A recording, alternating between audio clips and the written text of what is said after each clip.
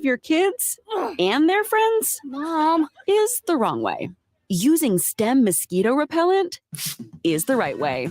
Stem effectively repels mosquitoes by harnessing active ingredients found in plants like lemongrass and peppermint, making it safe for use as directed around people and pets. Stem, rooted in nature, optimized by science, and embarrassment-free. The voice of sports in South Jersey. The Sports Bash with Mike Gill. You guys are the number one sports station. WENJ HD, Millville, Atlantic City. A town square media station. Serving all of South Jersey.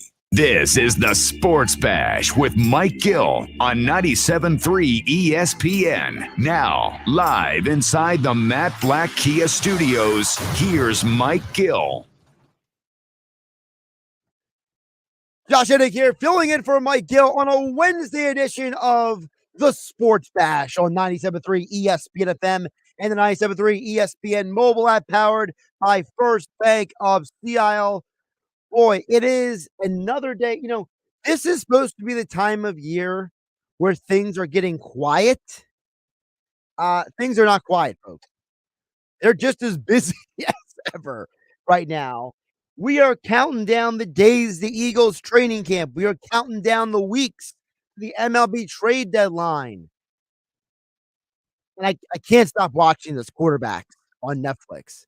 I mean, the documentary is just juice all over the place. I know people always complain, oh, great, another thing about football. I'm eating it up. I love it. I know our intern in the studio, Zach, is really into soccer. I mean, this would be like if there was another documentary and it had like Messi and like two other guys, like Pulisic. It'd be like Messi, Pulisic, and maybe like one other guy. I can't think of like a very average player who like is good enough to play, but not good enough to actually be a good player. But like Messi, Pulisic, and some random dude. Like that's what this is. It's like I'm watching this thing and I'm literally starting to like Kirk Cousins. Like I'm actually watching this like, you know what, Kirk Cousins, I can hang out with Kirk Cousins. And I'm watching this thing and I'm like, wow, I really like Patrick Mahomes' wife a lot better now, but I don't see her through the eyes of social media. And you know what? Marcus Mariota is actually a really humble guy. And I didn't realize that this dude is probably the least egotistical quarterback in the NFL. Maybe that's part of his problem. He doesn't think that highly of himself. But yeah, I'm all in that documentary. Also today on the show, Dave Dombrowski spoke to John Heyman and Bill Sherman. We'll get you that audio a little bit later on the day. Still to come, Mike McGarry for the Press of Atlantic City coming up a little bit earlier than usual at 2:15. He's got to go into the Phillies clubhouse at 2:30. Coming up at 3:25, Keith Smith, NBA insider for Spotrac. We'll get the latest from him about the Sixers, Daryl Morey, James Harden, Joel Embiid. Of course, he covers the NBA as a whole, so we get his perspective. Plus, Geoff Mosher, football at 4. Counting down the days, the Eagles training camp. What does Geoff Mosher think about the NFL league rankings? We all know that Lane Johnson is the best right tackle in the NFL, but Jordan Mailata, who has 0 accolades, 0 awards, 0 Pro Bowls, he got on the top 10 list of tackles. We'll ask Geoff Mosher about that coming up at 4 o'clock. And then later today, a staple of game night, which you will not hear today because I'm on the Sports Bash on 97.3 ESPN. Dave Weinberg, our 97.3 ESPN.com sports columnist, he will join me coming up at 5:25. We'll talk a little Eagles and Phillies with him. Plus, if anybody listens to game night, you know that Dave Weinberg and I love to give you our betting picks for the majors. We typically give you 5 names. 5 names, maybe throw a little something on. Not, please gamble responsibly. Gambling problem, call 1-800-GAMBLER. But at the same time, if you got 5 guys, you throw $5 on each guy, it's $25. You're not spending a lot of money. And if one of them hits, boom, you're paying off some drinks for you and the friends this weekend. So we'll have that coming up at 5:25. Also, thanks to Zach for compiling that, because as I was telling Zach, I won't name names on the radio, but some of these sports books, if you're listening to me right now, if anyone's out there, you work for a sports book, You got to do a better job at mirroring the website platform with the app platform. It's a poor job by whoever is in the engineering department, because you know what? I learned how to do that stuff when I was much younger, before like the JavaScripts got complicated. And if I could figure it out when I was younger in the HTML writing scripts website era of the early 2000s, I'm sure the geniuses with the A++ certifications for making websites can do it now. So sportsbook people, be better. But we got to start with the Phillies before we get to Mike McGarry, because the Phillies got another win last night. And let's remove the fact that Kyle Schwarber leaped higher than a single bound last night. Let's get to the fact that the Phillies looked like the Phillies for once. Last night, I think, was a great example, because I don't think this weekend was a great example of what the Phillies are capable of. I think this weekend was the Phillies offense woke up, the Padres bullpen stinks, and that guy Honeywell should be cut from the major leagues for the Padres, okay? That's what this weekend was. Yesterday's game, I think, was the perfect example of what is a realistic expectation of the Philadelphia Phillies. The Philadelphia Phillies are a team that if they get the pitching that they're capable of, Aaron Nola, 7 innings, 2 earned runs. That's a quality start according to the metrics, right? Not a lot of strikeouts. Low strikeouts bother me personally for Nola, but I will take the 7 1/3 innings and the 2 earned runs. I'll take it. Getting me into the 8th inning, that's a win in and of itself. Craig Kimbrell closing it down in the 9th inning. He's an all-star. You see why. But it's also the offense. It's not just Schwarber getting the leadoff home run. It's Turner going 2 for 4. It's Stott getting 2 hits and an RBI. It's the fact that you're getting steady production from the lineup. You know, Bryce Harper's hitting over 300 now.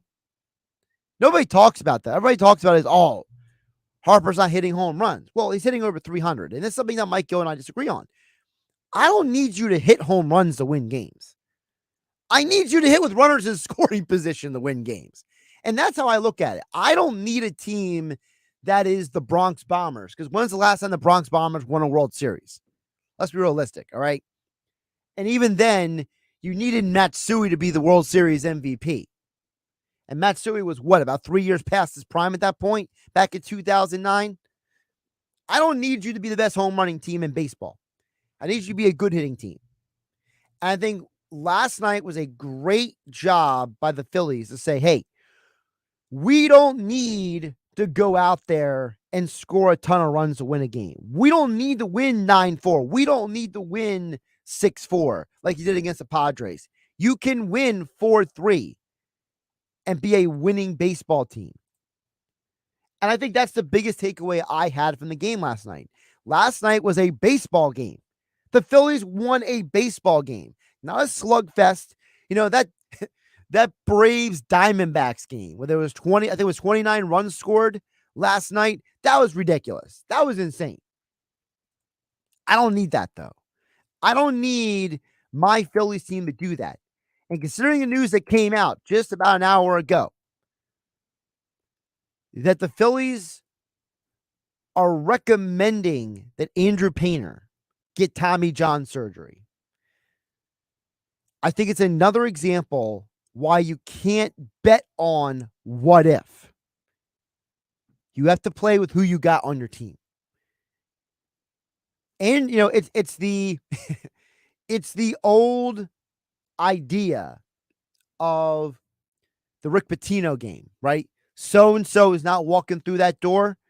Look, Andrew Painter is not walking through that door, and it might be a good thing, because now the Phillies can focus on who they have currently in front of them. For those who didn't see the news, here is the statement from the Phillies. I'll read it off to you. Quote, right-handed pitcher Andrew Painter has been undergoing conservative management of a right elbow partial ulnar collateral ligament injury since March 2nd. While he was able to return to throwing bullpens and follow-up, imaging has shown interval healing, which is code for slow healing.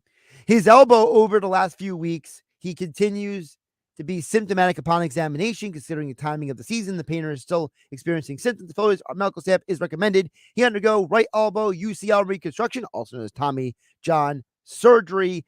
Painter has a surgical consultation with Dr. Neil Elatarche. I don't know how to say that guy's name. I'm sorry. I botched your name, Neil. But Dr. Neil in Los Angeles, he's meeting with him on this upcoming Monday. So, but the point is that Andrew Painter's not walking through that door. You're not getting saved by Painter. And because you're not being saved by Painter, it might be a good thing that this team is learning how to win games in multiple ways. Because learning how to win games in multiple ways is a winning formula. And you don't need Andrew Painter to do that.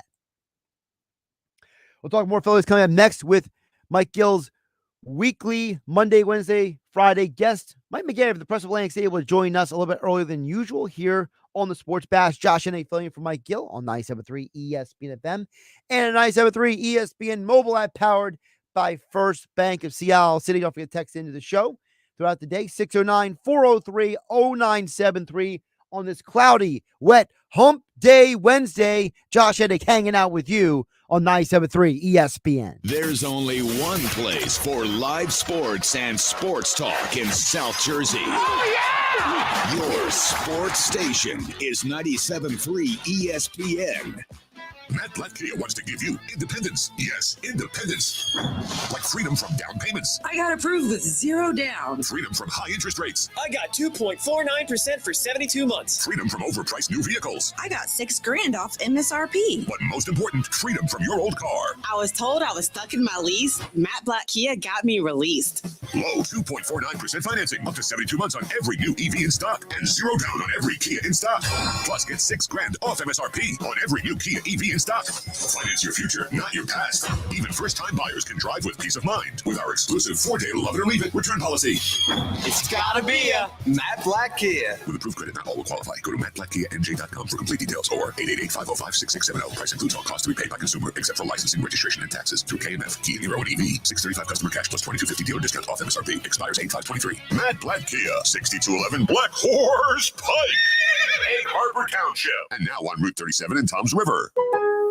MVP's bonus days are back at Lowe's. Find special savings on top brands like DeWalt. Right now, save $60 when you buy a DeWalt impact driver or drill for just $99 each. Plus, MVP's Pro Rewards members will earn 3 times the bonus points when shopping the Pro Zone. Shop in-store and online today. Lowe's knows savings. Lowe's knows pros. DeWalt offer valid 7/17 through 8/2. Bonus points calculated before taxes and fees after applicable discounts if any. Valid through 7/28. Subject to change. Summertime, baseball and golf season are in full swing, plus so much more. BetParx is an official betting operator of the PGA Tour. Plus, the BetParx Casino and Sportsbook app follows you to the shore and the mountains. It's all right in the palm of your hand. Odds, bets, $10 and get $125 in sportsbook bonus if your first bet wins. BetParx.com has terms and conditions. New users and winning bets only. Sports bonus bet must be wagered once. See website for details. Must be 21 in Pennsylvania, New Jersey, or Ohio. Gambling problem? Call 1-800-GAMBLER. Parks Casino, this is how you win. The fun never stops at Parks Casino, the #1 casino in Pennsylvania. Get into 360 for the best live entertainment. Friday, July 21st, the Dirty Dance Band hits the stage. Saturday, July 22nd, the music continues with Amanda and Teddy. Plus, Joe Conklin's Comedy Night every other Thursday. Follow ParksCasino.com for entertainment schedule, including national headliners like the Wallflowers, Marlon Wayans, and Melissa Everett. This is how you win. Must be 21 or older. Gambling problem? Call 1-800-GAMBLER. School on! Save on!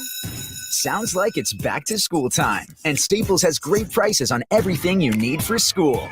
Save on markers and crayons. Save on notebooks and folders. And right now at Staples, save big on tech with up to $250 off select computers. Staples, where savings for school are always in session. N729, in-store only. See associate for details. With torque vector and super handling all-wheel drive and a 355 horsepower turbo V6, the Acura TLX Type S is engineered to go fast. And with 4-piston Brembo front brakes, it's also engineered to stop fast. The 2023 Acura TLX Type S. Acura, precision crafted performance. Find your new 2023 Acura TLX at Elite Acura. Online at EliteAcura.com. Check. You might already know about the Acura MDX. V6 engine, C7. We have an announcement. We swapped that engine with a specially made 3-liter turbo V6, race-tuned the steering and suspension, and for the first time, added Type S performance to an SUV. So we're just going to drop this right here. The Acura MDX and first ever MDX Type S. Acura, precision crafted performance. Find your new Acura MDX or MDX Type S at Elite Acura. Online at EliteAcura.com. Did you know that feeling sluggish or weighed down could be signs that your digestive system isn't working at its best? But taking Metamucil every day can help. Metamucil supports your daily digestive health using a special plant-based fiber called psyllium. Psyllium works by forming a gel in your digestive system to trap and remove the waste that weighs you down. Metamucil's gelling action also helps to promote heart health and slows down sugar absorption to promote healthy blood sugar levels. Start feeling lighter and more energetic by taking Metamucil every day. Now, back to the Sports Bash on 97.3 ESPN. Phillies beat the Brewers yesterday 4-3. We'll get more into the Phillies. Andrew Painter looks like his season is over, even though, did we really expect much of him this season? We'll get into all that and more right now. Mike McGarry from the Press of Atlantic City joins us a little bit earlier than usual. Josh Hennig filling in for Mike Gill here on a Hump Day Wednesday edition of the Sports Bash on 97.3 ESPN. Mike, how you doing on this rainy Wednesday? Hey, Josh, how are you? In Philadelphia, and it's cloudy here, and it looks like the rain has stopped. So at least we got that going for us. Well, hopefully that means we'll have baseball tonight, and I think it'd be a good thing because it seems like the Phillies have kind of found the groove here, Mike. I want to ask you because I felt like last night was a great example of how the Phillies can win. I don't need the Phillies, Mike, to get 9 runs in a game. I need them to win these 4-3 games to get, build that momentum and say, hey, we can win these close games consistently. Yeah, I thought last night, too, was an example for all, Aaron Nola can sometimes be a polarizing figure among Phillies fans. But last night was a perfect example of why some team, maybe it'll be the Phillies, but some team this offseason is going to give him an awful lot of money. 7 1/3 innings, 2 earned runs, retires the first 14 hitters he faced. On pace to pitch 200 innings for the last 5 seasons, gone at least 6 innings in 17 of 20 starts this year. That sort of durability is valuable. And last night, a perfect example of why in a couple of months, someone's going to be giving Aaron Nola an awful lot of money. I was listening to Dave Dombrowski on the show, New York Post podcast with Joel Sherman and John Heyman. And he mentioned about Nola, how he's like, hey, we want Nola to be here, but, we decided that, and he decided that we want to be a distraction during the season. Do you buy that? Do you buy the idea that, hey, during the season, let's not that be a distraction, let's focus on the season and we'll deal with the contract afterward? Or that's just talk from Dombrowski? I buy it. The only thing that worries me is, sometimes when players go to free agency, they often leave, right? Now, that wasn't the case with JT Realmuto. He went to free agency, and the Phillies are able to re-sign him. So sometimes there is a risk. It seems that once the player gets a taste of free agency, he's off and gone. It wasn't the case with Realmuto. We'll see what happens with Aaron Nola. But if the Phillies don't re-sign Aaron Nola, the big question is who's pitching 200 innings for them next year. And we know now today that it's not Andrew Painter. Yeah, what is your take on Painter? The news came out about an hour ago that he's, for all intents and purposes, his season is done. It sounds like that he's going to get Tommy John surgery. It's like the Rick Pitino game, Mike. He ain't walking through that door. Yeah, I really thought it was it's unfortunate for the player, first of all. Here's a 19, 20-year-old kid with a ton of potential, a really special right arm. It also seemed inevitable since that first, time he felt pain in March in spring training and subsequently, they tried a conservative approach, tried to rest, tried to ramp him back up again, continues to feel the pain. It just seems to be a rite of passage for of these young power arm pitchers, and it's unfortunate for Andrew Painter and the Phillies. Dombrowski said on that same podcast that he thinks Andrew Painter has a chance to be one of the best pitchers in all of baseball. Is that hyperbole from the organization, or do you think that 3-4 years down the road that Painter is going to be this bona fide ace potentially for the Phillies? Well, he could be. I mean, there are guys out there that have followed this career path before, right? Prospects who have had the Tommy John surgery and have come back to pitch well. You're looking at the Andrew Painter case. This is 2023. I mean, if he does have the surgery, which is not yet confirmed, I imagine he'd be out in 2024 and back in 2025. Now, the positive of that is in 2025, he's only going to be 22 years old. So, all is not lost here. It's just unfortunate for a guy that the Phillies projected going into the season could be a part of the starting rotation.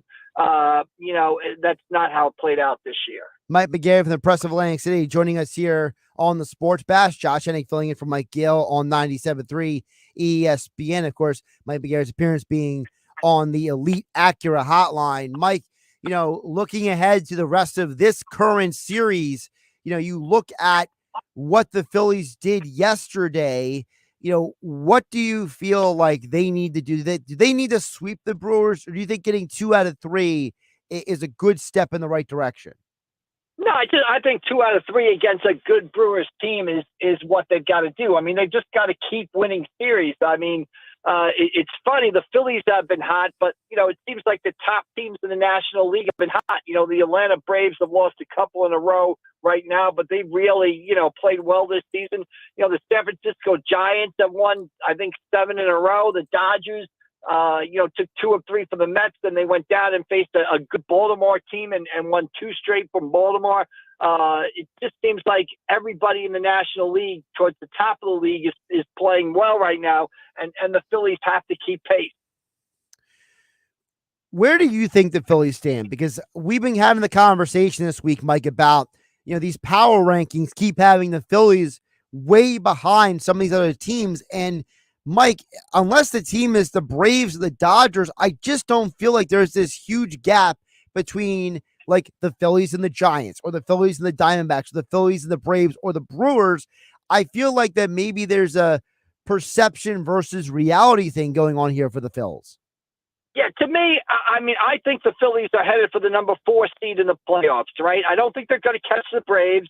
What are they, 9.5 back as of today? I think they might make a run at the Braves, but 9.5 games is a lot to make up in 2.5 months. So I think the Phillies are headed for the number 4 seed, which means they'll host the wild card series here at Citizens Bank Park, 2 of 3 games. They're going to face either probably San Francisco, which would be a lot of fun with Gabe Kapler, Arizona maybe Cincinnati. One of those teams will come in here to play the Phillies. I think the Phillies will win that wild card series, and then it's the Bravos. Then they face the Braves in a 3 of 5 division series, and the Phillies match up well with the Braves. We saw what happened last year. I do think the Braves are going to come into this year's playoffs with a little bit more gas in their tank than they had last year. I thought Spencer Strider was kind of on fumes. Max Fried was on fumes. I think they'll be better prepared for this season, but still the Phillies match up well with the Braves, and you see what happens. So that's how I think it's going to play out. I think it's going to be the Phillies as the number 4 seed, host the wild card round, win the wild card round, and then go play the Braves, and you see what happens there. Mike, before I let you go, a couple of quick points on the Sixers. Daryl Morey did an interview, I believe it was yesterday, where he said that, he's not going to trade Harden for someone who's not going to help this team compete for a championship. Do you think that's Morey just laying his cards out, or do you think that he is going to pull a Ben Simmons situation here and wait this out with Harden? A little of both. I think I wouldn't trade James Harden just to get rid of him either. I'm holding out trading James Harden for something that can keep me at a championship level. I'm just not going to give James Harden away. At the same point, who knows what might happen. Remember, at this time last year, Kevin Durant was demanding a trade from the Brooklyn Nets. He, however, return to the Brooklyn Nets, played half the season, was dealt at the trade deadline. Maybe that's the path the Sixers and Harden take. But you can't just give James Harden away for anything just to accommodate his request. I mean, you can accommodate his request, but you better get something back that helps you stay at a championship level, because, I disagree fervently with these people who argue the Sixers should take a gap year. They should take a step back. Nonsense. Joel Embiid will be 30 years old this season. The window is there. This is their window to win. I mean, they can't be wasting these Embiid years. Well, you just said they can't be wasting this year, but Daryl Morey made the suggestion in the same interview that, hey, we're looking to free agency 2024. Is that then bad, Mike McGarry? Do you feel like the Sixers looking that far ahead to that is a bad move? I don't think it's a bad move. I understand they're keeping the cap open, to try to get two major players, have cap room to sign two major players or two max contracts in 2024, 25. Okay, you can do that, but I'm still not going to write off 23, 24 because of that. You still have Maxey here. You still have Tobias Harris. You can still maybe trade James Harden for a guy who can help you this year and maintain that cap flexibility for 24, 25. I just think you can't be taking a step back and wasting an Embiid season. For you, if this team tries to run it back with what they had last year, how disappointed do you think Sixer fans are going to be, Mike McGarry? Well, I think they're going to be disappointed. I think from a business perspective, again, people kind of kept the Sixers at an arm's distance this season. Well, next season it might be 2 arms distance, right? It might be wake me up when the second round of the playoffs begin, and then maybe if they win, Game 6 next year, everybody will jump on the bandwagon. They're in a sort of precarious situation. I don't agree with trying to tear it down or taking a step back. I think you should try to improve the team. I guess the third scenario would be run it back. Okay, I choose try to improve the team first, run it back second, and I absolutely disagree with taking a step backward. Before I let you go, Mike, I was asking you about the fans is because the fans keep saying, wake me up when we get to the second round. Is that a potential for maybe a few less people in the stadium, a few less people in the seats at the Wells Fargo Center this season? Well, yeah, I mean, possibly, who knows what the TV ratings will be? Who knows what the attendance will be? But we've just sort of seen this story before. It's kind of stalled progress, right? We've seen the movie before. We've seen the 50 wins in the regular season. We've seen the win in the first round of the playoffs, and then we've seen the collapse in the second round. I think much like last year with the Philadelphia Phillies, they had collapsed in the playoffs, right? The previous couple of years in September, not making the playoffs. I can remember being at Citizens Bank Park last September, and 15,000 people were here to watch them play the Miami Marlins. Fans would kind of say, had a show me attitude. They made the playoffs. Everybody came back for the playoffs last year. They make a run of the World Series. This year, the Phillies' attendance is outstanding. There's 40,000 people in Citizens Bank Park just about every night. So I think the Sixers are kind of on the same trajectory. Mike McGarry for the Press of Atlantic City at AC Press McGarry on Twitter. And he joined us today on the Elite Acura Hotline. Mike, hope you have a good day at the ballpark. We'll talk soon. All right, Josh. Always good to talk to you. See you down the road. Thanks. And of course, Mike McGarry's appearance on the Elite Acura Hotline is brought to you by, yes, Elite Acura. Visit them during the Summer of Performance event located on Route 73 North in Maple Shade, online at EliteAcura.com. A couple of points. Talk about Mike McGarry. We'll get to the Phillies lineup on the other side. Before we hit the break, I want to bring up a couple of points. One, he mentioned about the Sixers, and you can't waste a year of Embiid. I think that is probably the most difficult issue to work around, because as an organization, you cannot be all in for 1 year. You cannot be the team that says we're going to burn all of our assets for 1 year.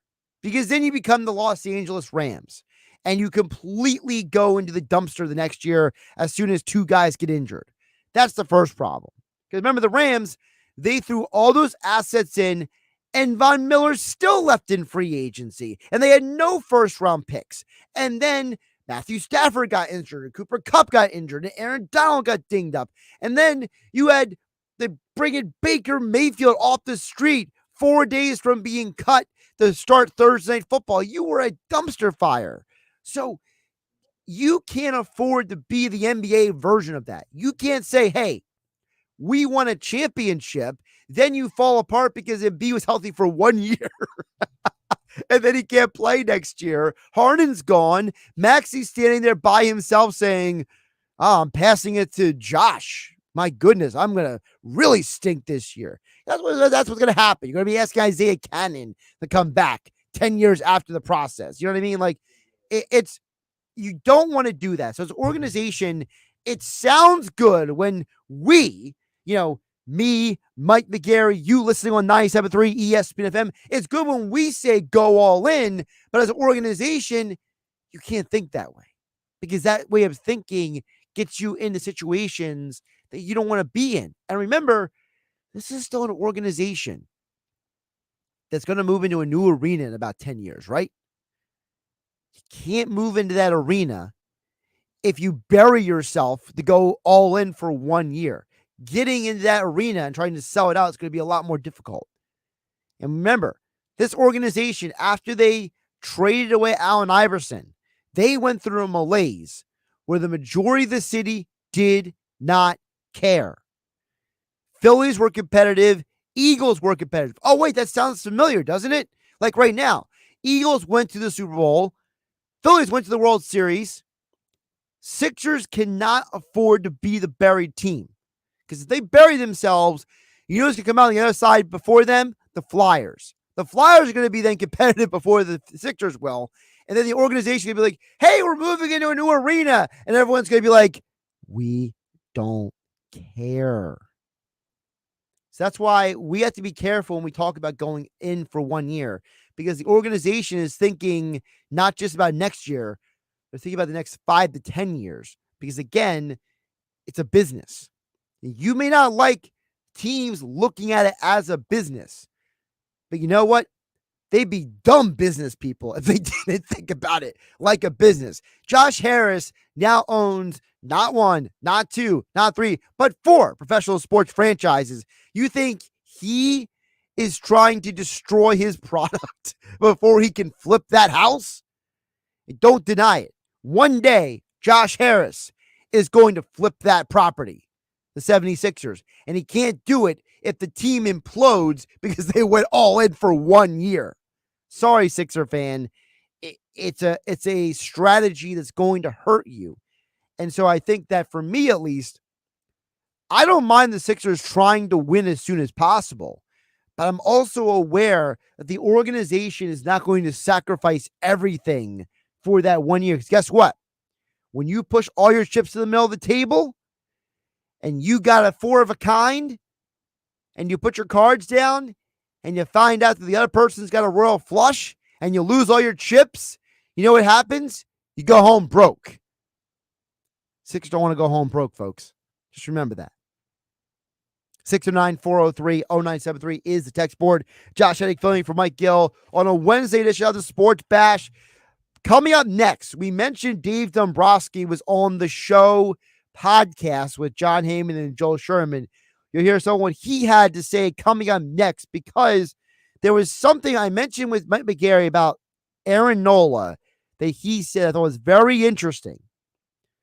I'm not saying Dombrowski's a liar, but I want to critique what he said about Aaron Nola coming up next.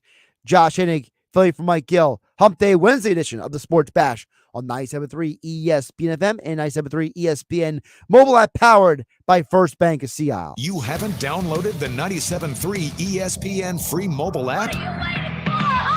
Well, go get it now to follow all the Philly sports teams at 97.3ESPN.com, powered by First Bank of Sea Isle City. 0, 0, 0. Get your zeros here. That's a zipper 0 zilcher. No, that's not it. Get low APR financing at Matt Blatt Nissan with 0 interest on every new Nissan in stock. Oh, yeah, it's on at Matt Blatt Nissan. Put 0 down, pay 0% financing, or make 0 payments for 90 days on every Matt Blatt Nissan in stock. Plus, with your job clearing $450 per week at Matt Blatt Nissan, you're virtually approved. If other dealers are telling you that you're stuck in a loan or lease, AJ the Trademan can get you released, even if you owe thousands more than it's worth, and you can't buy a new ride anywhere else with peace of mind, like Matt Blatt Nissan's exclusive 4-day love it or leave it return policy. Only at MattBlattNissan.com. On approved Tier 1 credit through NEMAC. Negative equity will be refinanced into new vehicle plus tax tag and $589 doc fee. Offers can't be combined. Call 877-289-6670 or go to MattBlattNissan.com for complete details. Offer ends 8/6/2023. It's on at Matt Blatt Nissan, the Black Horse Pike, Egg Harbor Township. Texting privacy policy and terms and conditions posted at textplan.us. Texting enrolls for recurring automated text marketing messages. Message and data rates may apply or apply stopped, opt out. Go to nomoredraftywindows.com for full offer details. Attention all homeowners. Do you know when to replace your windows? Feeling too hot or cold? It's time to replace. Fog between the glass. Time to replace. Spending too much on expensive energy that literally goes out the window? It's definitely time to replace. If you've put off replacing windows in your home because it's too expensive, here's great news. You can now get a free in-home window consultation and free price quote from Renewal by Andersen, the company with the most 5-star reviews among leading full-service window replacement companies. And right now you can save $359 off every window and $887 off every door. Just text PLACE to 200-300 for your free consultation on top quality affordable windows or patio doors for $0 down, 0 payments, and 0 interest for a year. That's right, you don't pay a dime for an entire year. Plus save $359 off every window and $887 off every door. But hurry, these big dollar savings end this month. Text PLACE to 200-300 right now. Text the word PLACE to 200-300. Don't wait, text PLACE to 200-300. I just discovered the best back-to-school hack, shopping at Kohl's. With the extra 15% off right now, I found new school style for old school prices, like tees for under $7 that'll be so perfect for both recess and weekend fun. Then I picked up a few statement pieces, including a cool backpack that my son is so excited about. And up next, the best school year yet. All thanks to Kohl's. Select styles. Offers end July 23rd. Some exclusions apply. See store or Kohl's.com for details. Some people are easily moved. Wasn't that just the saddest movie ever? Whatever. Others, not so much. Oh, look at the puppies! Just dogs, but smaller, so what? But even those who aren't easily moved. Look, your long-lost brother's been found! Oh, hi, Mike. Can be moved by us. Yeah, we're that good. Use Clark's Moving and Storage in Rio Grande for your next local or long-distance move. Visit Clark's Moving and Storage online at clarksmoving.net. At SimpliSafe, your safety is the only thing that matters. Introducing 24/7 LiveGuard protection, only from SimpliSafe Home Security. Now, monitoring agents can see and speak to intruders through our new indoor camera to help stop crime in real time and for fast police response. Get 20% off any new system with Fast Protect monitoring at simplisafe.com/radio.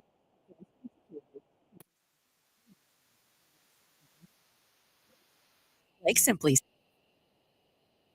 With moderate to severe plaque psoriasis, poor candidates for systemic or phototherapy, now there's Skyrizi, Risankizumab Riza, a prescription-only 150 milligram injection. With Skyrizi, 3 out of 4 people achieve 90% clear skin at 4 months, and Skyrizi is just 4 doses a year after 2 starter doses. Nothing and me go hand in hand.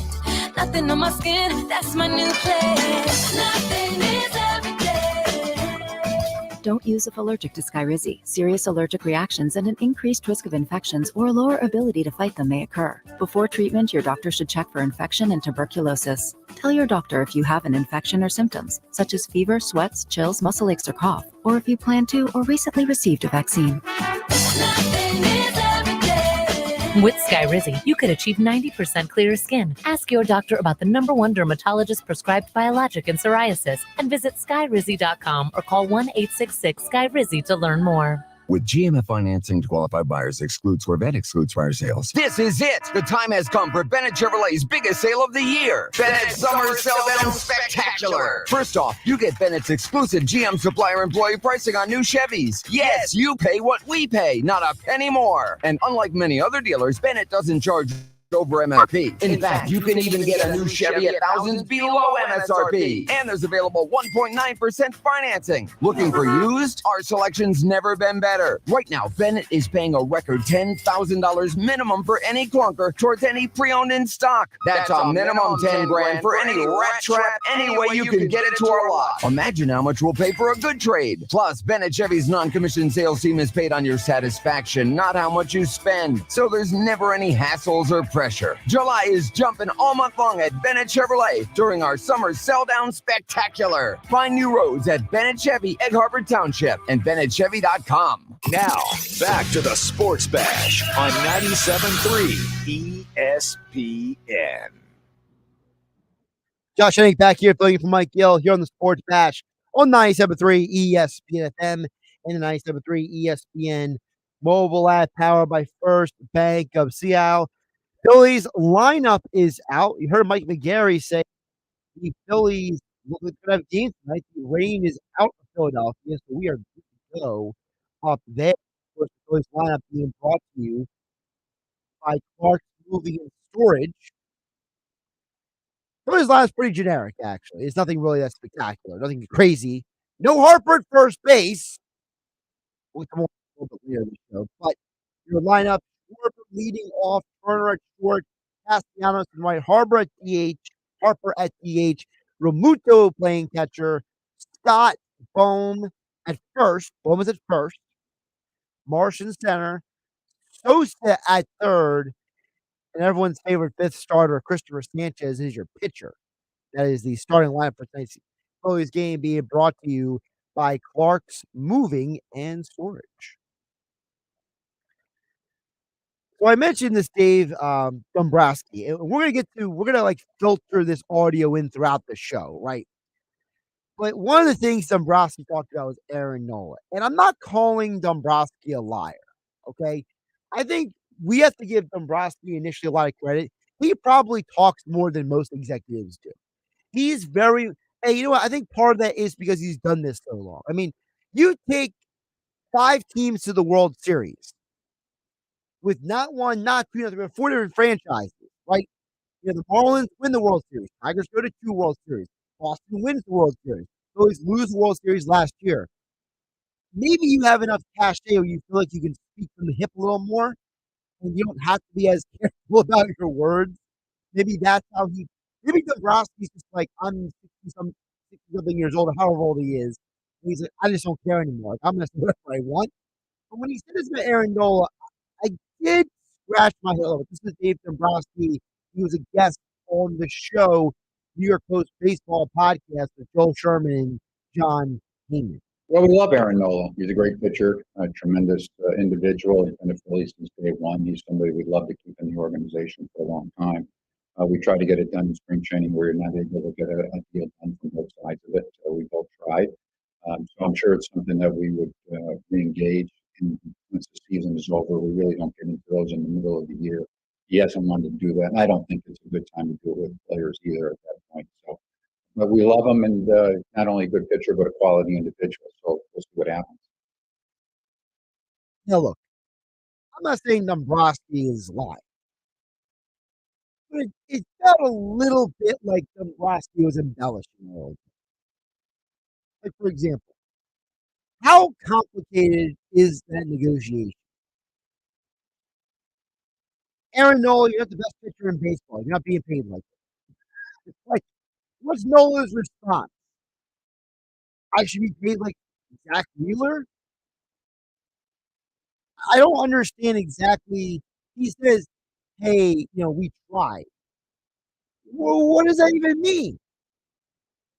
Look, I get that Aaron Nola's had a stellar career. But a stellar career doesn't mean a team has to break the bank for that pitcher. And this is part of the argument I have about a lot of athletes in sports. There's a huge difference between saying, hey, we want to sign you long term, and the athlete saying, I don't like the money. You are worth what someone's willing to pay you. You are not worth what you think you're worth. if the market calls for a certain number, that's why you get paid. The only position in sports where you don't get paid what the market calls for is running back in the NFL. Because at the end of the day, there's nobody in their right mind who thinks Daniel Jones is worth $45 million and Saquon Barkley is worth 10. That's just stupid. But in general, you get paid what the market calls for. This year, Zach Wheeler is getting paid $24.5 million. That's his base salary. $24.5 million. What then is Aaron Nola worth? And that's the problem. When Wheeler signed that 5-year, $118 million contract, he was entering his 30-year-old season. Aaron Nola is 30 right now. Aaron Nola is on pace to allow the most home runs he has allowed in a season in 2 years. And he's on pace to allow the most home runs he's ever allowed in a season. Aaron Nola is on pace to have the worst strikeouts to innings ratio that he has had in his entire career as a full-time starter. The last time it was this low, he was a rookie in 2015. And while Aaron Nola right now is putting up a lot of innings, how sure are we that those innings are going to continue? I think the Phillies went into those negotiations being realistic with Aaron Nola, and Aaron Nola was expecting some sort of hometown bonus. Because the way Dombrowski talked about it, he's very matter of fact. Hey, man, we love Aaron Nola. He's been a benefit to this organization. We want him here a long time. We just don't want to negotiate during the season. That sounds to me more like Dave Dombrowski saying, look, we gave him an honest offer. He didn't like it. We're moving on, and hopefully he's back next year. It's not as flowery as he made it sound. So if I'm the Phillies, I'm looking at this situation, and I'm saying, do I think Aaron Nola is worth $24.5 million? If you ask me my opinion, I think Nola's probably should be getting less than that. Like I said, Aaron Nola is 30 years old right now. If you told me you were offering Aaron Nola a 5-year, $105 million contract, I would think that's fair. But if Aaron Nola is expecting to get more money than Zach Wheeler got, I think that's problematic. Because again, Wheeler got it when he was younger, not when he was older. And the other side of this Nola conversation is the Andrew Painter topic. Again, Andrew Painter, reports are it looks like he is done for the year. The Phillies have announced that his elbow has not progressed like they had hoped. He's getting a second opinion on his elbow injury, but is being recommended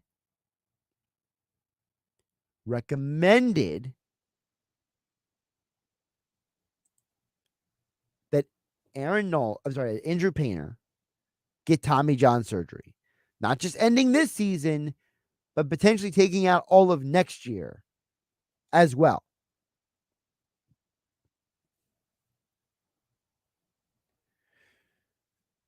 Well, the reason why the Painter situation has consequence to Nola, because while Dombrowski says, we love Aaron Nola, we love to have him long-term, he's a great guy, we just couldn't work out a deal, the head of the Phillies organization, Dave Dombrowski, also said this to Joel Sherman and John Heyman on the show podcast. Well, Painter did get a setback. He ended up having a little bit of pain in his elbow. He has just begun throwing again. And I think we're in a position where we're just feeling that out ourselves. And so we're hopeful that he'll be okay. I do not know that at this point. We'll wait and see. I don't think, though, he's in a position based upon where he is at this point that we could count on him as depth this season, because by the time he's in a position, even if he comes back, he builds back up, goes out there and proves that he's healthy. I think it's too late for that at this time period. We love him. I think he's going to be one of the best pitchers in baseball as time goes on. But from a depth perspective this year, I would say can't count on that. The last part is important. See, he says we think Painter's going to be one of the best pitchers in baseball. On the flip side, you said you love Aaron Nola. He's a great guy. I think that this Aaron Nola situation is going to get tied to Andrew Painter. Because remember, Zach Wheeler is set to be a free agent after the 2024 season. Entering the 2025 year, Zach Wheeler is going to be 35 years old. Aaron Nola, entering that same 2025 year, will be 32. The Phillies got to make a very difficult decision when they get there. And I think they're starting to do it now. I think they're telling Aaron Nola, look, we believe you have a couple more good years in you. But by the time you get to Wheeler's age, you're not going to be our number one or number two pitcher anymore.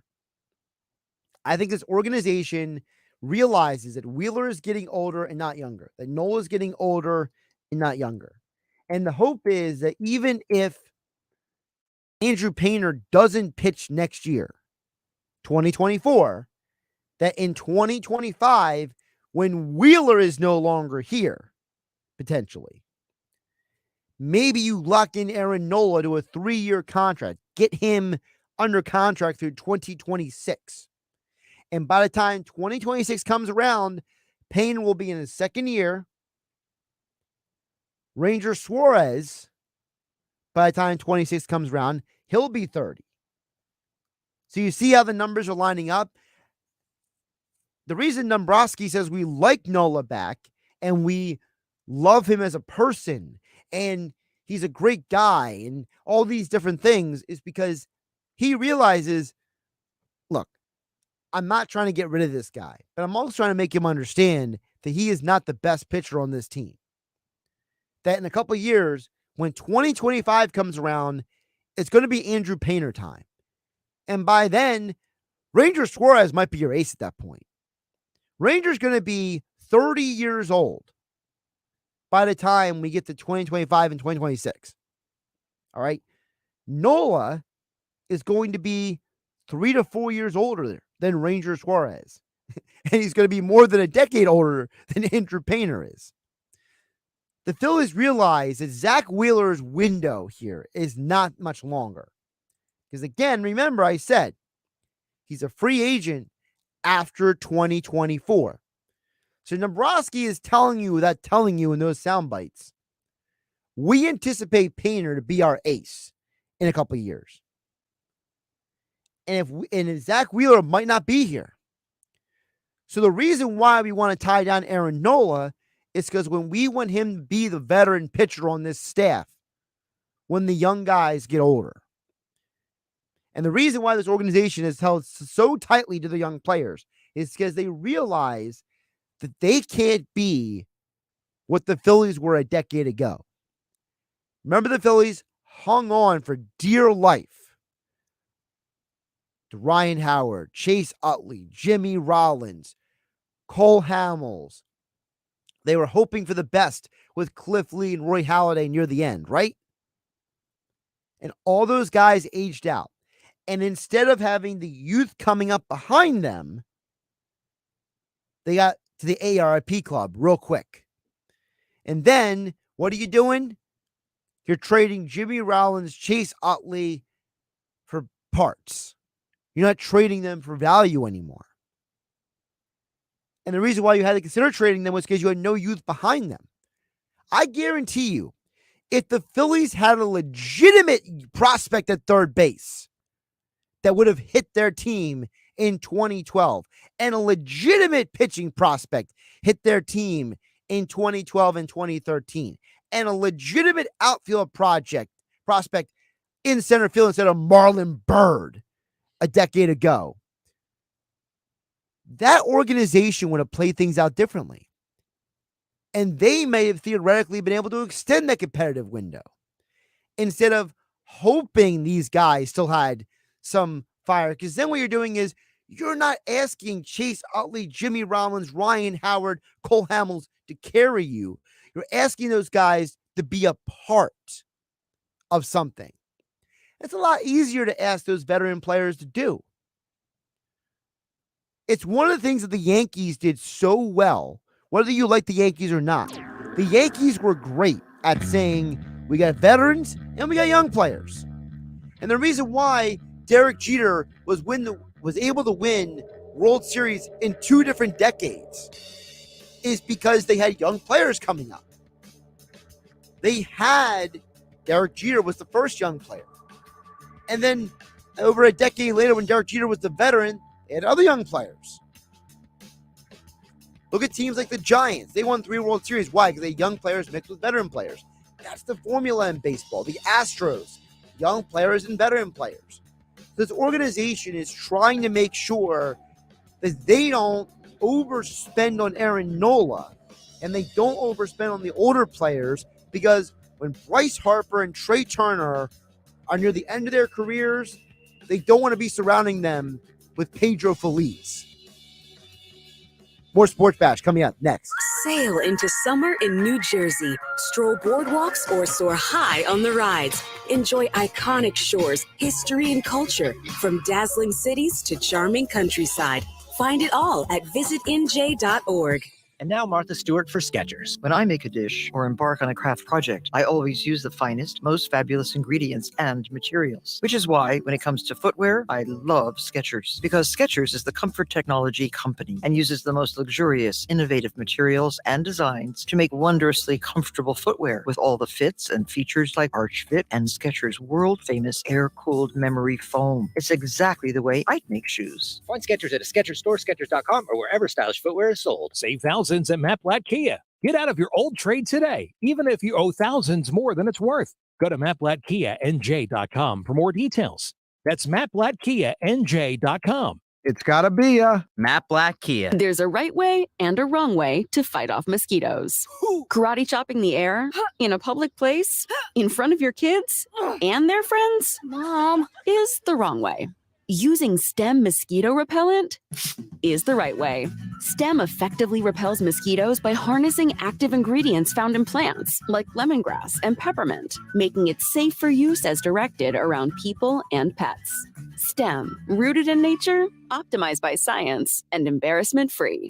Summertime, baseball and golf season are in full swing, plus so much more. BetParx is an official betting operator of the PGA Tour. It's a great time of year. Plus, the BetParx Casino and Sportsbook app follows you to the shore and the mountains. Get in on the action all summer long, whether you're on the beach, the boat, or the boardwalk. Bet while you're on the lake and the Poconos. BetParx has you covered. It's all right in the palm of your hand. Odds, bets, slots, and games. Download the BetParx Casino and Sportsbook app right now. Check out live in-game betting, same-game parlays, teasers, and more. Bet more than the score. Bet player performances. Bet hits, home runs, and strikeouts in baseball. All new users bet $10 and get $125 in Sportsbook bonus if your first bet wins. Get in on the action all summer long. BetParx has you covered. BetParx.com has terms and conditions. New users and winning bets only. Sports bonus bet must be wagered once. See website for details. Must be 21 in Pennsylvania, New Jersey, or Ohio. Gambling problem? Call 1-800-GAMBLER. O'Reilly. Does your vehicle have over 75,000 miles? Get maximum high mileage engine protection with Syntec Full Synthetic High Mileage Motor Oil exclusively at O'Reilly Auto Parts. Right now, get 5 quarts of Syntec High Mileage and a MicroGuard Select Oil Filter for just $34.99. Limit supply. Ask for Syntec High Mileage at O'Reilly Auto Parts. O'Reilly Auto Parts. The seafood, extraordinary. The value, tremendous. The sunsets, on the house. Yuri's Waterfront Restaurant is open for outdoor and indoor seating daily, featuring delicious seafood and tropical summer cocktails. Yuri's is Wildwood's home to mouth-watering crabs, including snow crab, Dungeness, Southern King, and Maryland Blues. Next door to Yuri's is the Boathouse Restaurant, 2 outstanding restaurants at one big location at the foot of the bridge in Wildwood. Experience what the Jersey Shore is all about at Yuri's and the Boathouse. I'll take you dancing. ABC tonight. It's CMA Fest's 50th anniversary. I could not be more excited. With performances by Luke Bryan, Keith Urban, Harley Pierce, Luke Combs, Jelly Roll, and more. Plus summer's hottest collaborations. Cody Johnson and Reba McEntire, Miranda Lambert and Avril Lavigne. Come on! Dirk Bentley, Elle King, and Lainey Wilson host. CMA Fest! Tonight on ABC and stream next day on Hulu. Attention, small business owners looking for new ways to grow your business that won't break the bank? What if I told you it all starts with just 2 easy steps? Step 1, stop wasting precious time and money on leads that are being shared with your competition. Step 2, speak with the experts at Town Square Interactive, delivering digital marketing solutions perfectly tailored to your business. You'll get the people and the platform to get in front of more local customers, all for one affordable monthly rate. The best part? No more sharing leads. Your ideal customer will come directly to you. Ready to get started? Go to townsquarelocal.com to use our free traffic estimator and see how many local customers your business could be reaching right now. See why we've been trusted by more than 100,000 small businesses. Go to townsquarelocal.com. That's townsquarelocal.com. And there you can use our free traffic estimator and see how many local customers your business could be reaching right now. Start growing your business today. townsquarelocal.com. Sports is what we do. You're in your car, you're in your house, you're wherever you are. You're a sports fan. 97.3 ESPN. Because if you weren't a sports fan, you wouldn't be listening. WENJ HD, Millville, Atlantic City, a Town Square media station, serving all of South Jersey. This is the Sports Bash with Mike Gill on 97.3 ESPN. Now, live inside the Matt Black Studios. Here's Josh Hennig filling in for Mike Gill here on the Sports Bash, 97.3 ESPN FM and the 97.3 ESPN mobile app powered by First Bank of Seattle City. Happy Hump Day Wednesday. The good news is it's not raining in Philadelphia. The bad news is the rain is probably right near you right now if you're driving around South Jersey. Glad to have you guys on board the shows. I hope you're staying safe out there as you go out and about. We've been talking a lot of Phillies in the first hour. We're going to get to some more NFL and NBA coming up in this hour. So to come, Keith Smith from Spotrac, NBA Insider, joins us coming up in about 25 minutes from now. Geoff Mosher from the Inside the Birds podcast joins me at 4 p.m. and talks some Eagles NFL. And, of course, Dave Weinberg. It's a Weinberg Wednesday. You can't have a Wednesday without Dave Weinberg. And just because there's no game night tonight doesn't mean that Dave is going to come on early on the show at 5:25 tonight. Our 97.3 ESPN.com sports columnist, extra point columns over at 97.3 ESPN.com. So all that's still to come on the show, but I'm not going to ignore the text board at 609-403-0973. And just because this person didn't leave their name doesn't mean I'm not going to read their text. So I made the comment last hour about guys being paid their market value and that running back is really the only position in sports where guys don't get their market value. Well, somebody took exception to what I said. Didn't leave their name at 609-403-0973, but I'll still read their message. Texter chimes in and says, who said Saquon is not worth $10 million? Well, I didn't literally say that, but I'll continue to read your text. Texter says Giants offered him upwards of $13 to $14 million a year. Look at the market. Zeke cut, Cook cut. No one signed an extension, and the Giants should pay top dollar when the market doesn't dictate that. Let's deal with that first. All right? So I deal with the Daniel Jones thing on the back end. It's not about a literal dollar number. It's about understanding that, and this is the conversation me and Rob Motti were having last night on game night. Rob Motti covers the NFL for the Associated Press. I'm sure Geoff Mosher will have some thoughts as well. Geoff Mosher covers the Eagles, covers the NFL, also is very familiar with Saquon Barkley because Mosher is a Penn State graduate. So he's seen Saquon from day one to now. It's not about the explicit money worth. Because I don't think anyone is sitting here saying Saquon is worth or not worth $10 million. And if they are saying that, then shame on them. They're just being full of hyperbole. Okay. It's not about the dollar value with these guys. See, running back in the NFL has become a position that, as Ramadi told us last night, he said, listen, I've talked to a bunch of guys off the record. He says, and I'm writing a column right now. He said, and guys are telling me off the record, I can't put their names in the article, but he said they are angry. The reason why they're angry is because Saquon Barkley right now is the poster child case for the problem. Not Dalvin Cook, not Zeke Elliott. Here's why. Saquon Barkley is younger than all of them. Zeke Elliott is 27 years old. Dalvin Cook will be 28 next month. Saquon is 26. Derrick Henry is 29. That's the issue we're having here. This is the 2018 Offensive Rookie of the Year. This is multiple-time Pro Bowler. This is first-team NFC Conference All-Pro Saquon Barkley. This is former first-team All-NFL All-Pro Saquon Barkley. Not Dalvin Cook, who's been injured way more often than Saquon has. Not Zeke Elliott, who is becoming so limited as a running back, they asked him to snap the ball last year on the worst play in the league. This is Saquon Barkley, who last year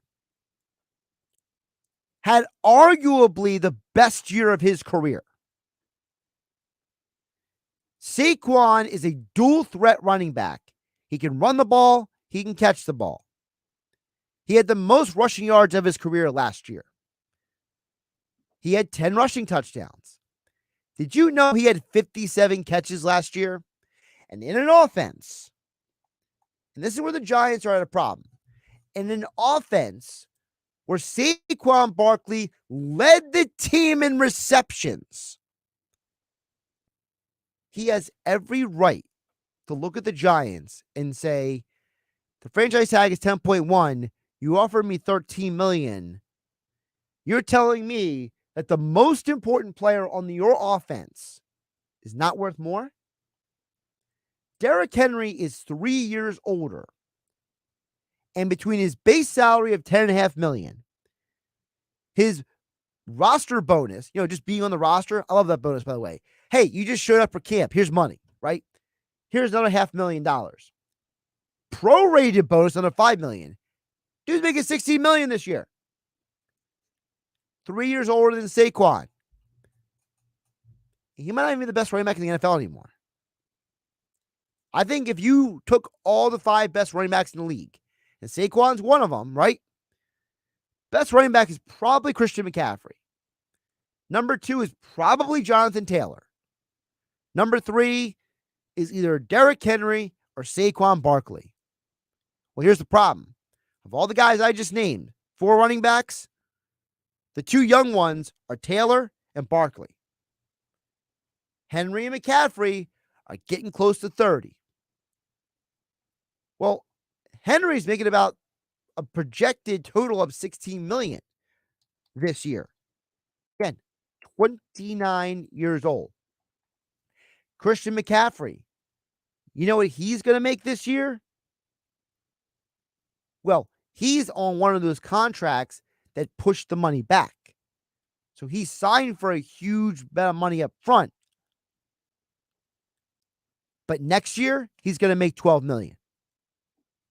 Cap hit of 14. This year, he's actually going to make about $3 million as McCaffrey. But because he signed a huge chunk of change up front, that's why his value is less this year. And the 49ers are able to afford to sign a guy like Javon Hargrave. Because McCaffrey's age 28 and 29 seasons. McCaffrey is turning 28 this upcoming year. He's going to make a total of 14 and 14 million. Again, still more than Barkley, who's younger. Again, he's younger than Cook. He's younger than McCaffrey. He's younger than Henry. He's younger than Zeke. So the problem with the look at the market comment, and I'm sure that there are some national sports talk hosts who are being very demonstrative in this position about Barkley, I'm telling you they're wrong. Because the issue that Barkley is having isn't literally the money. It's his age. And the problem is that this is supposed to be the time and the place that you maximize that running back. You're supposed to get rid of the running back at 30, not 26. And for a Giants team that was literally dependent on him last year, him and Richie James were tied for the team in receptions, 57 each. And who on earth is Richie James? That's again the problem. So while Saquon doesn't have the offense built around him like a Derrick Henry does, he's not the multi-dimensional Christian McCaffrey running back. He's still better than Zeke. He's still better than Dalvin Cook, even though Dalvin Cook did have a one-handed touchdown catch last year. I argue that if Saquon Barkley was a free agent and not stuck on their franchise tag, he'd already be signed somewhere else. Let me guys ask you a question.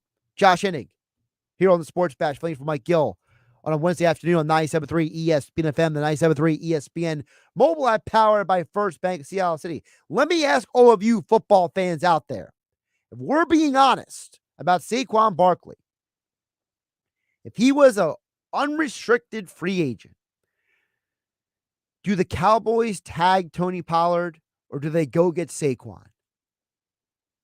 I argue they go get Saquon. Do the Falcons draft Bijan Robinson, who, by the way, is set to make more money this year than Saquon Barkley is? Do they draft him or do they sign Saquon to a 3-year deal? They probably sign Saquon to a 3-year deal. Do the Panthers wait out the market and get Miles Sanders on the cheap? Or do they go get Saquon Barkley? It's just a thought. Look around the NFL. How many teams could use Saquon Barkley? What, half of them? And in a league where you don't want your running back to be one-dimensional, he's a multidimensional running back. The problem with Saquon and the running back market is that teams are looking at them and saying, look at the last decade of the NFL. Teams that win a championship don't have the leading rusher.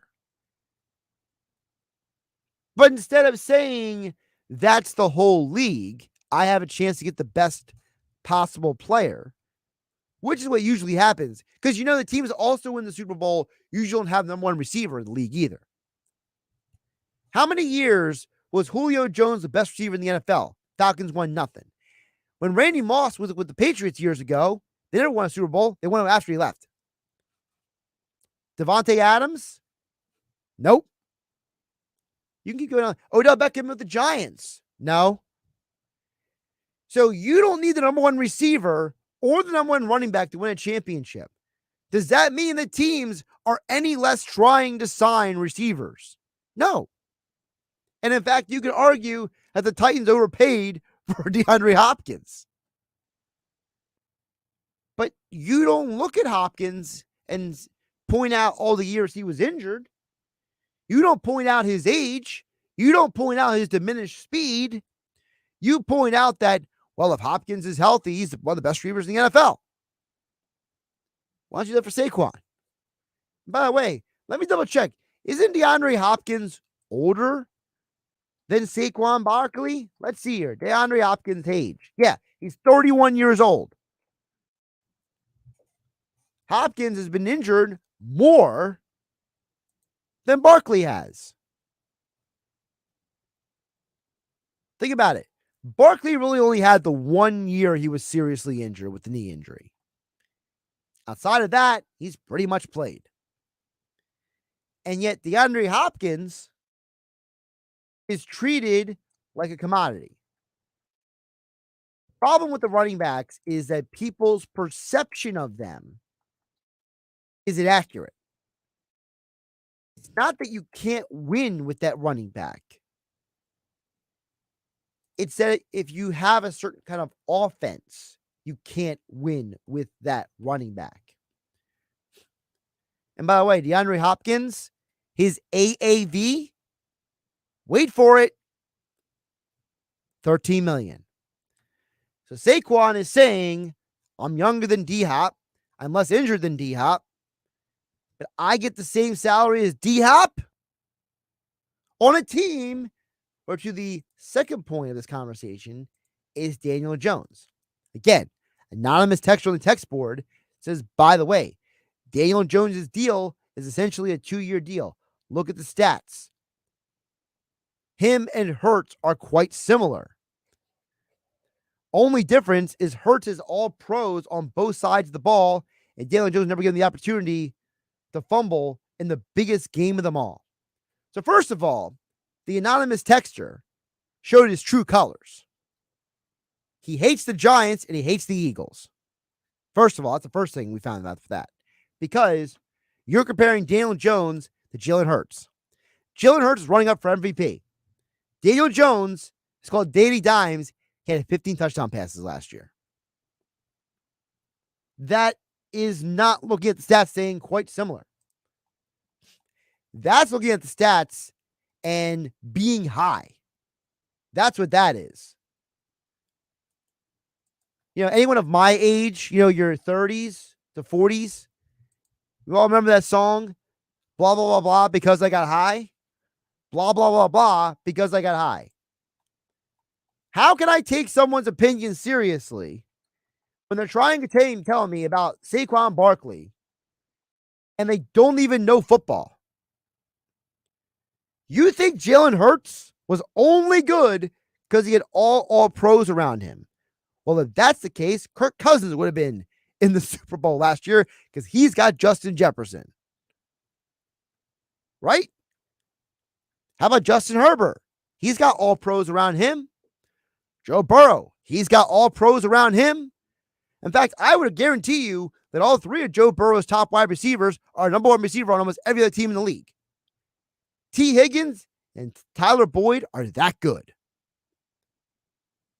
In fact, the two quarterbacks that got in the Super Bowl had lesser receivers than half the league. Oh, Josh Allen's got Stephon Diggs. I'm just saying, is Stephon Diggs a bum? No. Of course you need a good receiver to play with you. It's the stupidest argument in the world. We act like that every good quarterback has had Deion Branch. And every great quarterback has been throwing the rookie pro. Comparing Daniel Jones to Jalen Hurts is like comparing a Honda Civic to a Ford Mustang. They're not even the same category. And then telling me, well, if I just put a turbo kit in the Honda, it's practically the same thing. No, it's not. And by the way, Hurts fumbled in the biggest game, and that wasn't the reason why his team lost. Most teams score as many points as the Eagles did, and they win the game. The Eagles' defense couldn't stop the Chiefs if their life depended on the second half. Jonathan Gannon and the Eagles' defense failed. And by the way, if Isaac Seumalo is at a false start in that game, are we really sure that the Chiefs get it that extra possession to get that lead and win the game? So if you're pointing at Jalen Hurts fumbling in the biggest game of the year as part of the reason why that he's on the same level as Daniel Jones, you're smoking some really good stuff. And that stuff needs to be shared with some other people because they need to relax as well. They need a different view on life. The reason why Daniel Jones has essentially a 2-year deal is because the Giants are telling you that they're hoping for the best, but preparing for the worst with Daniel Jones. That's what that means. They're saying, for right now, we believe he can be better because Brian Daboll helped turn Josh Allen into a top 5 quarterback in this league. Josh Allen, coming out of college, had horrible footwork, horrible mechanics, and he's evolved into an elite quarterback. And by the way, since Brian Daboll left, Josh Allen has turned into a turnover machine at times. The Giants are hoping that Brian Daboll still got some of that magic in his fingers and in his voice that he can help turn Daniel Jones into a better quarterback. But if they don't, guess what happens? Daniel Jones is out of town. They can go get another quarterback. Think about it. It's a 2-year deal practically with, what is it, $45 million guaranteed, I believe, in the first 2 years. Here it is, $82 million guaranteed at signing for Daniel Jones over 4 years. Sure, his base salary next year is 9.5, but he jumps from 9.5 to 35. You know why the contract's set up that way? Because before Daniel Jones ever gets $46 million in 2026, they can cut him. So, anonymous texter at 609-403-0973. Thanks for chiming in. Thanks for listening. But you are the example of what's wrong in sports today. Because at the end of the day, having an opinion doesn't mean it's based in reality. So go enjoy whatever you're consuming, because obviously you have an alternate view of reality. Coming up next, man, he doesn't have an alternate view of reality. Keith Smith, NBA insider for Spotrac. And by the way, Spotrac tracks all contracts. So if he works for Spotrac, he's probably smarter than the anonymous texter who texted in. But thanks for listening, and thanks for being part of the conversation on a Hump Day Wednesday. Josh Hennig, filling for Mike Gill on the Sports Bash on 97.3 ESPN FM and 97.3 ESPN mobile app, powered by First Bank of Sea Isle. There's never an offseason for the NFL. It's football at 4, every day at 4 p.m. on the Sports Bash with Mike Gill on 97.3 ESPN and the free mobile app. Matt Blatt Kia wants to give you independence. Yes, independence. Like freedom from down payments. I got approved with 0 down. Freedom from high interest rates. I got 2.49% for 72 months. Freedom from overpriced new vehicles. I got $6,000 off MSRP. But most important, freedom from your old car. I was told I was stuck in my lease. Matt Blatt Kia got me released. Low 2.49% financing, up to 72 months on every new EV in stock, and 0 down on every Kia in stock. Plus, get $6,000 off MSRP on every new Kia EV in stock. Finance your future, not your past. Even first-time buyers can drive with peace of mind with our exclusive 4-day love it or leave it return policy. It's gotta be a Matt Blatt Kia. With approved credit, not all will qualify. Go to mattblackkianj.com for complete details, or 888-505-6670. Price includes all costs to be paid by consumer, except for licensing, registration, and taxes through KMF, Kia, Rowan EV. $635 customer cash plus $22.50 dealer discount off MSRP. Expires 8/5/23. Matt Blatt Kia, 6211 Black Horse Pike, Egg Harbor Township, and now on Route 37 in Toms River. School on! Save on! Sounds like it's back to school time, and Staples has great prices on everything you need for school. Save on markers and crayons. Save on notebooks and folders. And right now at Staples, save big on tech with up to $250 off select computers. Staples, where savings for school are always in session. N729, in-store only. See associate for details. I have diabetes. I'm at risk for pneumococcal pneumonia. I have asthma. I'm at risk too. If you're 19 or older with chronic conditions like asthma, diabetes, COPD, or heart disease, or are 65 or older, you are at increased risk for pneumococcal pneumonia. Ask your doctor or pharmacist about Prevnar 20, pneumococcal 20-valent conjugate vaccine, a vaccine that can help protect you against pneumococcal pneumonia in just 1 dose. Even if you've already been vaccinated with other pneumonia vaccines, Prevnar 20 may help provide added protection. Prevnar 20 is approved for adults to help prevent infections from 20 strains of the bacteria that cause pneumococcal pneumonia. Continued approval may depend on a supportive study. Don't get Prevnar 20 if you've had a severe allergic reaction to the vaccine or its ingredients. Adults with weakened immune systems may have a lower response to the vaccine. Side effects include pain and swelling at the injection site, fatigue, headache, muscle, and joint pain. For full prescribing information, please call 1-855-213-2138 or visit Prevnar20.com. The all-new Nissan Ariya is a fully loaded EV. It's brimming with style and power, Up to 389 horses of it. innovation, and intelligence. E-Force all-wheel drive. It'll pin you to your seat. Your very plush seat. The all-new, all-electric Nissan Ariya. E-Force cannot prevent collisions or provide enhanced traction in all conditions. E-Force and 389 horsepower available on Platinum Plus. Nissan calculation using 1-foot rollout testing with long-range battery and E-Force only in sport mode with E-Step off. These results are for comparison only and should not be attended on public roads. Drive responsibly. See NissanUSA.com for details. Hey, baseball fans, the Bet Parks app has you covered. Bet more than the score. Bet player performances, home runs, hits, strikeouts. Bet game combos like winning team and over-under on total runs. Bet Parks futures bet on MVP, Rookie of the Year, and more. All new users bet $10 and get $125 in sportsbook bonus if your first bet wins. BetParks.com has terms and conditions. New users and winning bets only. Sports bonus bet must be wagered once. See website for details. Must be 21 and in Pennsylvania, New Jersey, or Ohio. Gambler problem, call 1-800-GAMBLER. Crank the AC because it's not just hot, it's sizzling hot. All summer long at Parks Casino and Sportsbook.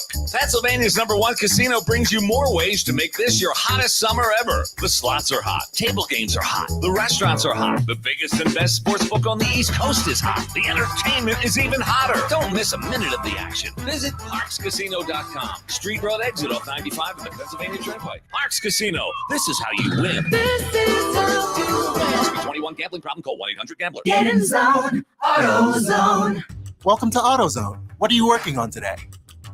Thinking about gas mileage. You know, changing your oil with a full synthetic oil like Valvoline Advanced can help your engine get more miles. Right now, buy a 5-quart jug and get a free STP Extended Life Oil Filter. That's right, free. Get started on your next job today with the parts you need, when you need them, at AutoZone or AutoZone.com. Get in zone, AutoZone. Restrictions apply. Now, back to the Sports Bash on 97.3 ESPN.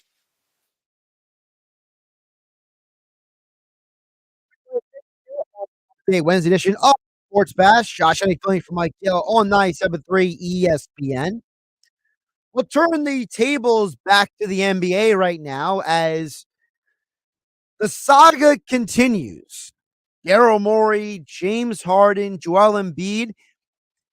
It's like a soap opera, like Days of Our Lives or something. You know, it's like, there's a love triangle where like people love each other, they hate each other, they talk about each other, not to each other. Daryl Morey talks to the media. Joel Embiid's at a talk with Maverick Carter at an event last week.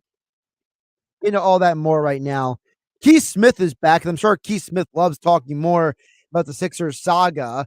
Spotrac NBA Insider back with us here on the Sports Bash on 97.3 ESPN. Keith, welcome back. How's your Wednesday going?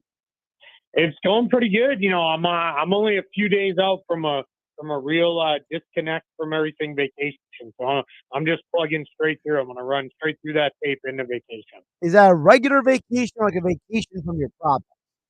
Well, this is like a real vacation. I'm going to pack up everything. We're jumping on a cruise ship, and I will see everybody a week later. I'm going to disconnect as much as I possibly Love can it. while I'm there. Yep, yeah, I can all. That's awesome. Good for you, man. Well, before we get there, we're going to hound you about some NBA stuff. So let's start with the Joel Embiid thing.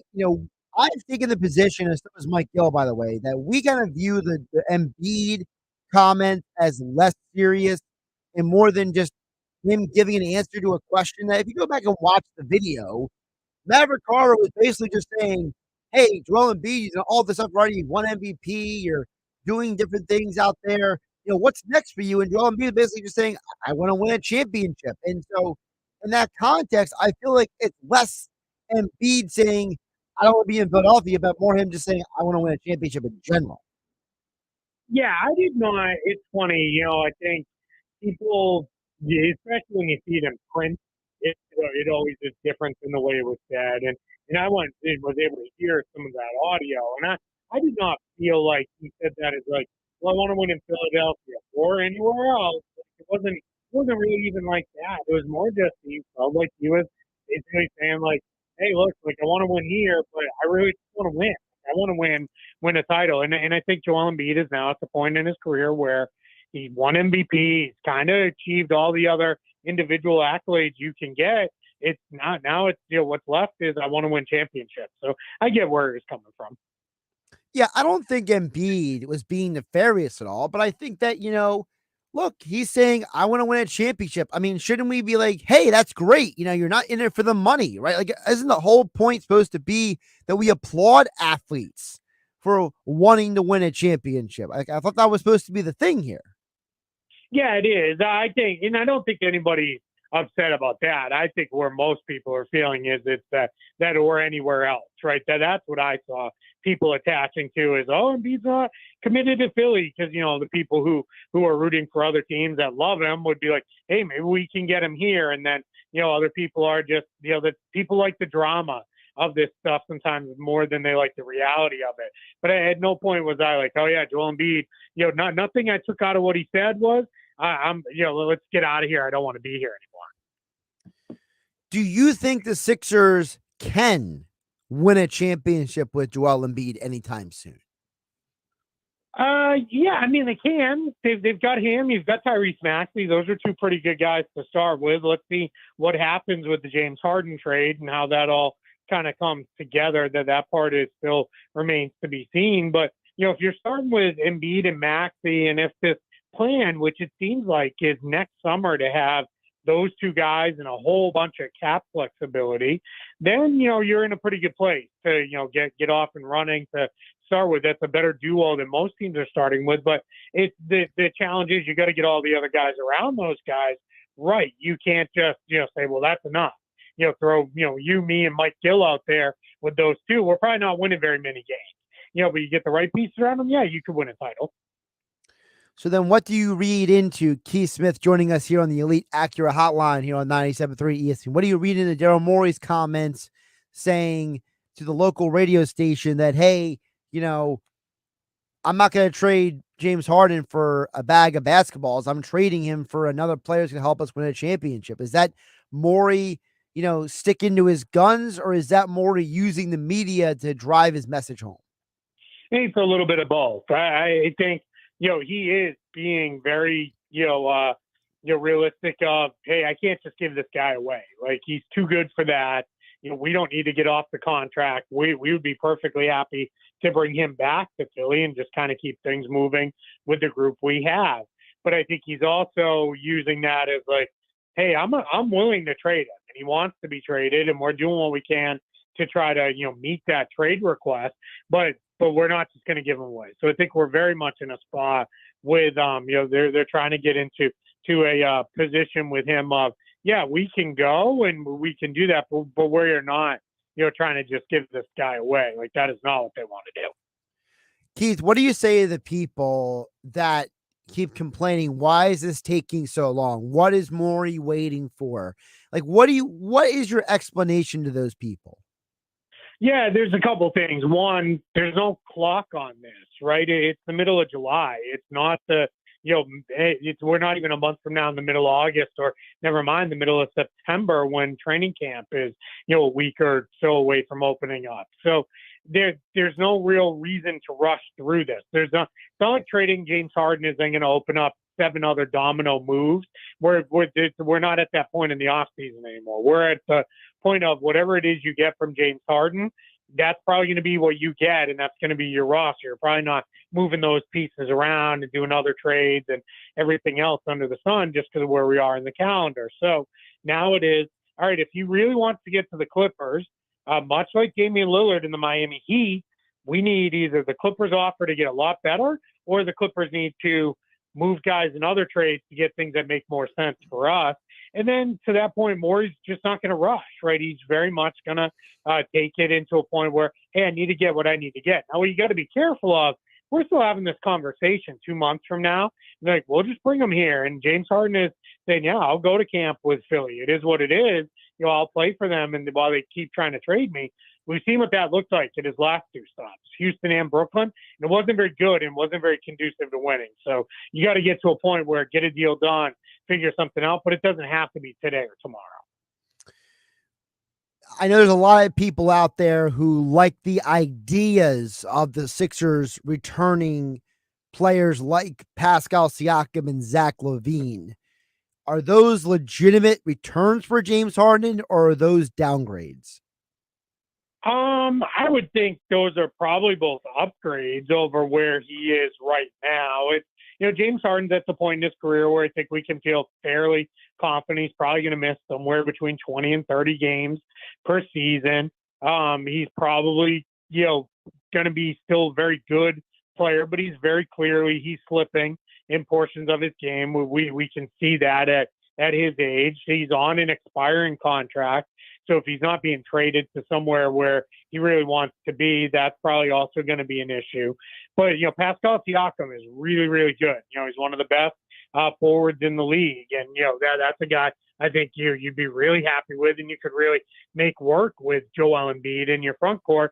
Challenge is he's also on an expiring deal, and he's basically said, look, I'm not going to sign wherever I'm traded to. I think he's trying to, really control things as much as he can. And then Zach LaVine, younger than Harden, very good player. His issue is injury history. So I think they're probably upgrades, but it's not massive upgrades. But I also don't think either one of those guys is realistically on the table for James Harden, because Toronto's not going to get into the Harden business. If they're trading Siakam, they're trying to reset things in a big way. And the Bulls, I don't think would trade for him just knowing, hey, he's probably out of here in a year, and now we've kind of given up one of our best trade assets. So I don't think that's going to be a thing that happens.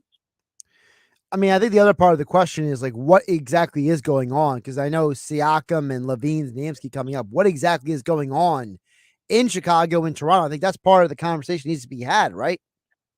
Yeah, I mean, in Toronto, there's I like to call it informed speculation, where it is, Siakam, there are teams who want to get him that assume, all right, Toronto's probably resetting.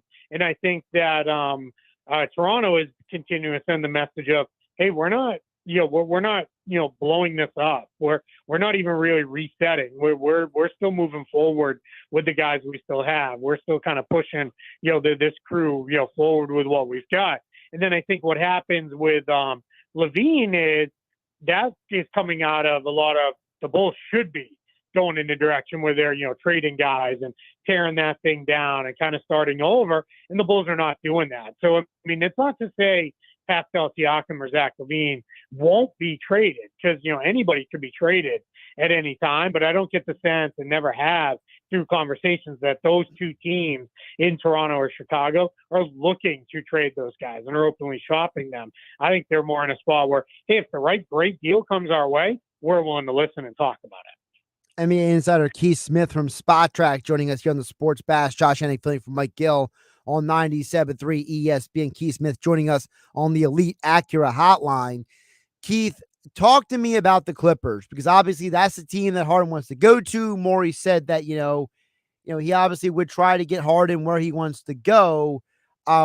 What is the state of the Clippers, and why would Harden work for them or not work for them? Yeah, I mean, the big reason why it worked for them is, like you said, that's where he wants to be. So that already makes things a little bit easier. They could plug him right into their starting group with Kawhi, Paul George.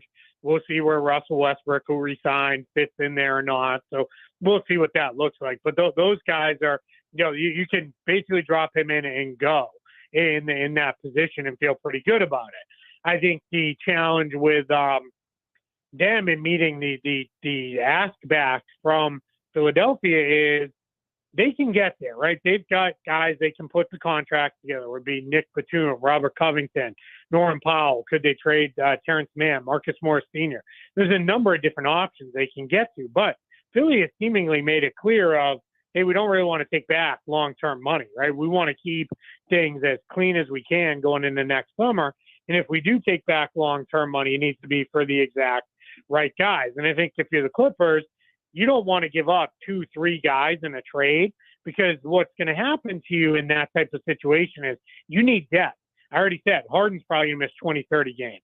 Paul George and Kawhi Leonard, if that was all they missed with 20 or 30 games, you feel great if you're the Clippers. It's like, man, we got pretty good seasons out of those guys health-wise. So that becomes part of your problem is, all right, we got to sort through and figure that out, because otherwise you're in a spot where, all right, we're kind of right back where we were. We've got this good team when they all play, but how often are they all going to play? That's where it's going to get super messy. Keith, you mentioned summer 2024.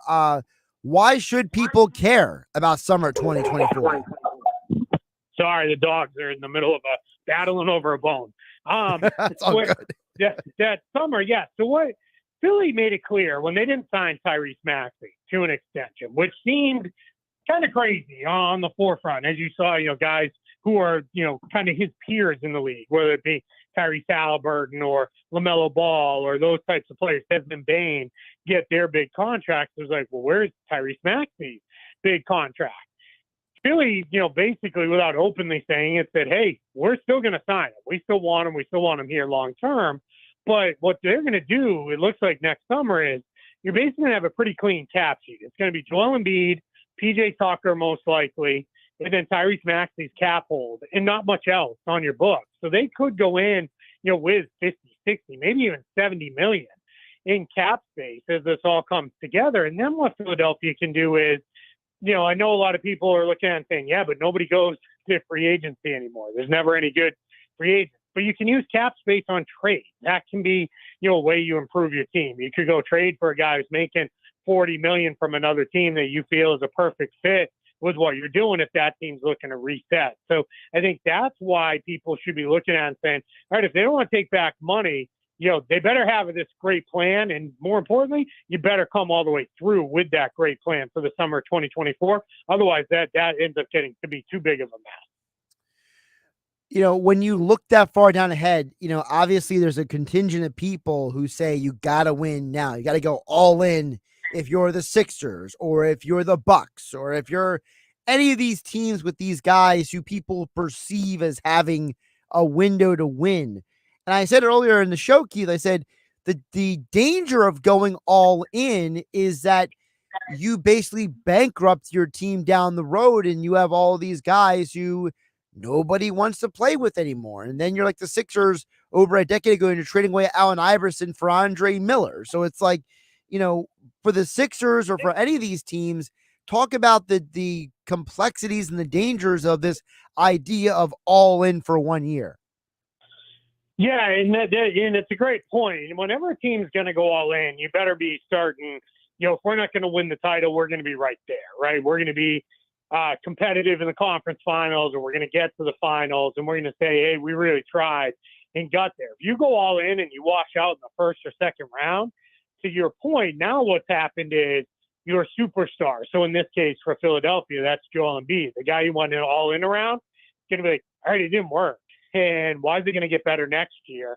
And then what happens is, next thing you know, that guy wants out. You make a trade there, and then now you're left with, all right, now we've got all these other guys, to your point, that nobody really wants. And, we're kind of stuck. And then you set yourself back, and then you have to kind of dig out from underneath that. That's where Philly really kind of was when they started, this entire thing. It was a pretty decent team, but it wasn't good enough. And the whole idea was, all right, we're not good enough. And we tried and we didn't get there.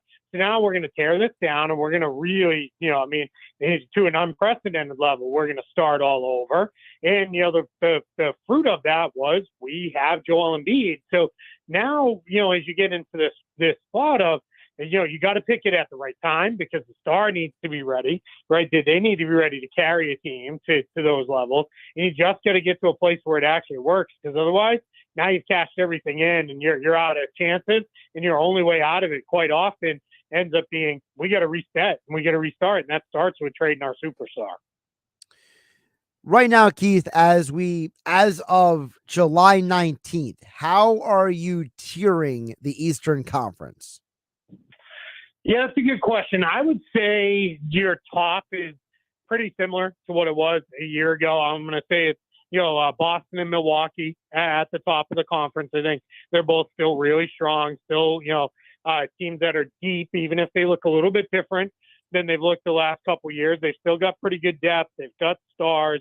They're going to be there. I think Philly's in that next group Miami, right now, they don't have Damian Lillard. So I've got them down, a tier, and we'll see. And a lot of that depends on how much do they care about the regular season. Are they going to push harder than they did a year ago? Because, if they're not, then, I don't know. You can't keep saying, well, we'll keep making runs from the play-in tournament, to the finals. That's just not a sustainable thing to have happen. So I think we land in a spot with them where it's like, all right, kind of, where are they going? And then after that, it's just a bunch of teams that are, kind of grouped together in a mix. There's good teams in it. I think Atlanta has a chance to be pretty good. I think the Knicks could be pretty good. I think the Cavs, are ready to step forward as long as their stars are all, ready to do that. And they need a big year coming from Evan Mobley if they're going to kind of take that leap into that top grouping. But, it's a good conference, but it's pretty top heavy. And then you get into a whole bunch of teams where it's like, I kind of like them. And then obviously in one or two of those teams, the wheels will come off, everything will go wrong, and they'll be terrible. But that's just kind of how it works. But right now, it's a few teams at the top, couple teams right behind them, and then everybody else is grouped together. He's Keith Smith, covers the NBA for Spotrac. Follow him on Twitter at Keith Smith NBA, and don't bother him next week because he's going on vacation. He's turning off all the devices, and he's saying you all can pound sand for about a week and a half. Yeah, something like that. Yeah, but I'll just say it in a nicer way. I'll say enjoy your week, and I'll see you when I get back. Well, it's okay. I can be the bad guy, so. I appreciate it. Thanks. Keith, take care of yourself, all right? I appreciate it. Thanks, Josh. And Keith Smith joined us on the Elite Acura hotline. Visit Elite Acura during the summer performance event located on Route 73 North in Maple Shade, online at eliteacura.com. Still to come, Football at 4, powered by the Inside the Birds podcast. Eagles training camp just days away. All that more still to come. Josh Hennig filling for Mike Gill on the Sports Bash on 97.3 ESPN. From the beach, the beaches are open and people are having a wonderful time, to the ballpark. Swing and a high fly ball, left field, that one is back, gone!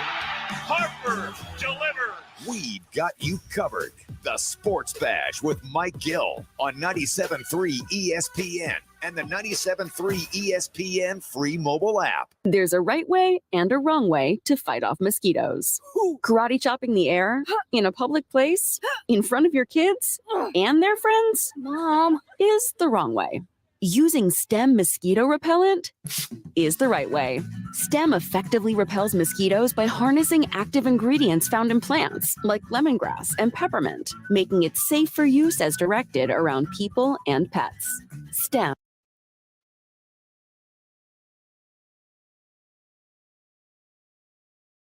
That excludes fire sales. This is it. The time has come for Bennett Chevrolet's biggest sale of the year. Bennett's Summer Sell Down Spectacular. First off, you get Bennett's exclusive GM supplier employee pricing on new Chevys. Yes, you pay what we pay, not a penny more. And unlike many other deals,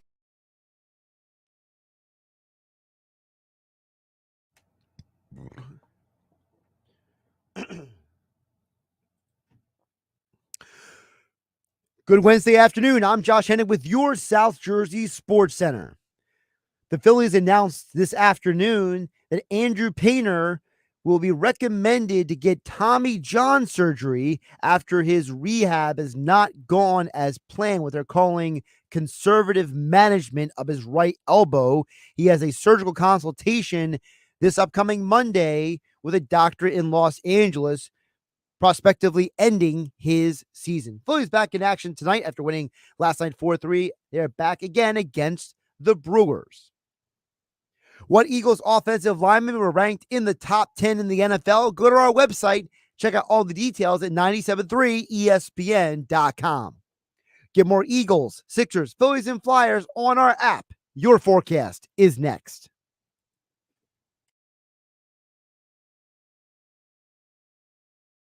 Quicker picker-upper. Do the bump, do the hustle, do the funky chicken. But whatever you do, get down to Royal Farms Chicken Palooza.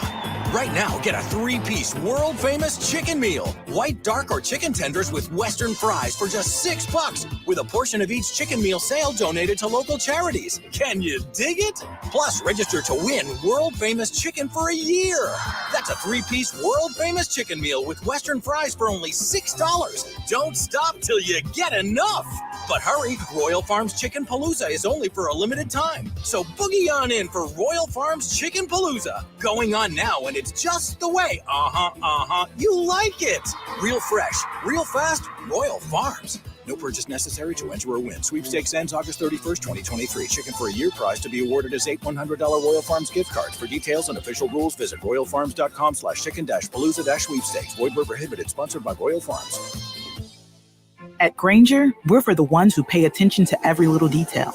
The ones who fuss, tinker, and sweat the small stuff. Because you know the tiniest thing can make the biggest difference when it comes to keeping business moving. We get it. We're the same way, offering access to product experts to help you quickly and easily find what you need. So whatever your industry, you know you're always getting professional-grade products. Call, click Grainger.com, or just stop by. Grainger, for the ones who get it done. We got Verizon 5G home internet. It's from Verizon. Safe choice, right? Well, some things that look great end up being not so great. Like the time you bought a shrimp roll from a gas station. Or when you bought that used sports car. What about when we got Billy that drum set? The point is, Verizon 5G home internet sounded great, but turned out to be something else. And we deserve fast, reliable internet. We deserve Xfinity. It's time for better internet. Switch to Xfinity. Learn more at xfinity.com/Verizon 5G Facts. Now through September 21st, get started with 200 megabit per second Xfinity internet. It's all just $25 a month for 12 months with no annual contract. You can save up to $300 in your first year over Verizon. Go to xfinity.com/Verizon 5G Facts. Call 1-800-XFINITY or visit a store today. Requires paperless billing and autopay with stored bank account. Restrictions apply. Equipment, taxes, and fees extra. After promo, regular internet rates apply. Actual speeds vary. Compares Xfinity Connect More to Verizon 5G home plan. MVP's bonus days are back at Lowe's. Find special savings on top brands like DeWalt. Right now, save $60 when you buy a DeWalt impact driver or drill for just $99 each. Plus, MVP's Pro Rewards members will earn 3 times the bonus points when shopping the Pro Zone. Shop in-store and online today. Lowe's knows savings. Lowe's knows pros. DeWalt offer valid 7/17 through 8/2. Bonus points calculated before taxes and fees after applicable discounts, if any. Valid through 7/28. Subject to change. Your next BMW is closer than you think at BMW of Atlantic City. Take advantage of exceptional offers on our entire lineup of your favorite new BMWs, like the 3 Series, X5, iX, and more. Visit us today in Egg Harbor Township or online at bmwatlanticcity.com. Now, back to more Sports Bash with Mike Gill on 97.3 ESPN, South Jersey Sports. 351 here on Sports Bash. I'm happy to on board the show today. A lot of moving parts going on with the show today. Just want to give you guys an update before we get to all the football talk. Football at 4. Geoff Mosher is back. Eagles insider for over at InsideTheBirds.com and the Inside the Birds podcast. Football at 4 every day on the Sports Bash, coming up in less than 10 minutes from now. But obviously one of the big news items of the day, Andrew Painter's status. Play the Rick Pitino game. He is not walking through that door. Andrew Painter has been recommended for Tommy John surgery. He has a surgical consultation this upcoming Monday in Los Angeles. The Phillies official press release basically said that after undergoing conservative management on his right elbow, Painter is basically not recovering as well as we thought. And before this news came out, Dave Dombrowski didn't sound very confident anyway that he was going to play this year. This is Dave Dombrowski from the Show, a New York baseball podcast, when he spoke with MLB reporters John Heyman and Joel Sherman, said this about Painter. Well, Painter did get a setback. He ended up having a little bit of pain in his elbow. He has just begun throwing again. And I think we're in a position where we're just feeling that out ourselves. And so we're hopeful that he'll be okay. I do not know that at this point. We'll wait and see. I don't think, though, he's in a position, based upon where he is at this point, that we could count on him as depth this season. because by the time he's in a position, even if he comes back, he builds back up, goes out there and proves that he's healthy. I think it's too late for that at this time period. We love him. I think he's going to be one of the best pitchers in baseball as time goes on. But from a depth perspective this year, I would say can't count on that. So Dave Dombrowski, about 24 hours from the Phillies announcement today, he said that John Heyman and Joel Sherman. So even then, he wasn't confident that Painter was going to pitch this year. And look, we're going to get more into what Dave Dombrowski said in the next hour during Sound of the Day, but it's very interesting to hear him say, hey, we understand that he's not the guy. We understand that he's injured and he needs time to recover, and we're not going to force him into anything. I think it's a fair thing to do. Look, I was never the believer that Painter was going to save this team or rescue them or some garbage like that. You know, Painter's 20 years old? I mean, you can't ask a 20-year-old to be your ace. You know, you still need Aaron Nola, Zach Wheeler, Ranger Suarez, Taijuan Walker to do their jobs. And you know what? If those four guys do their jobs, you're probably in a position going back to the National League Championship Series. Because then it comes down to the hitting. And I think that as we've seen coming out of the All-Star break, I think Schwarber, Harper, and Trey Turner are really benefiting from the time off. You have three guys who are not spring chickens anymore. Three guys who probably all three are banged up a little bit, if we're being honest. I mean, Schwarber was struggling to run around in the outfield before the All-Star break. Harper got hit on the elbow 2 days before the All-Star break with a pitch. And Trey Turner, I think he leads the team in errors this year. So you could argue that maybe all three guys, whether it was just a physical break or the mental break, probably all needed a break at the All-Star break. And I'm tired of saying the word break here on the Sports Bash on 97.3 ESPN. Did you know it's 50 days till the NFL season? Geoff Mosher, Football at 4. Next.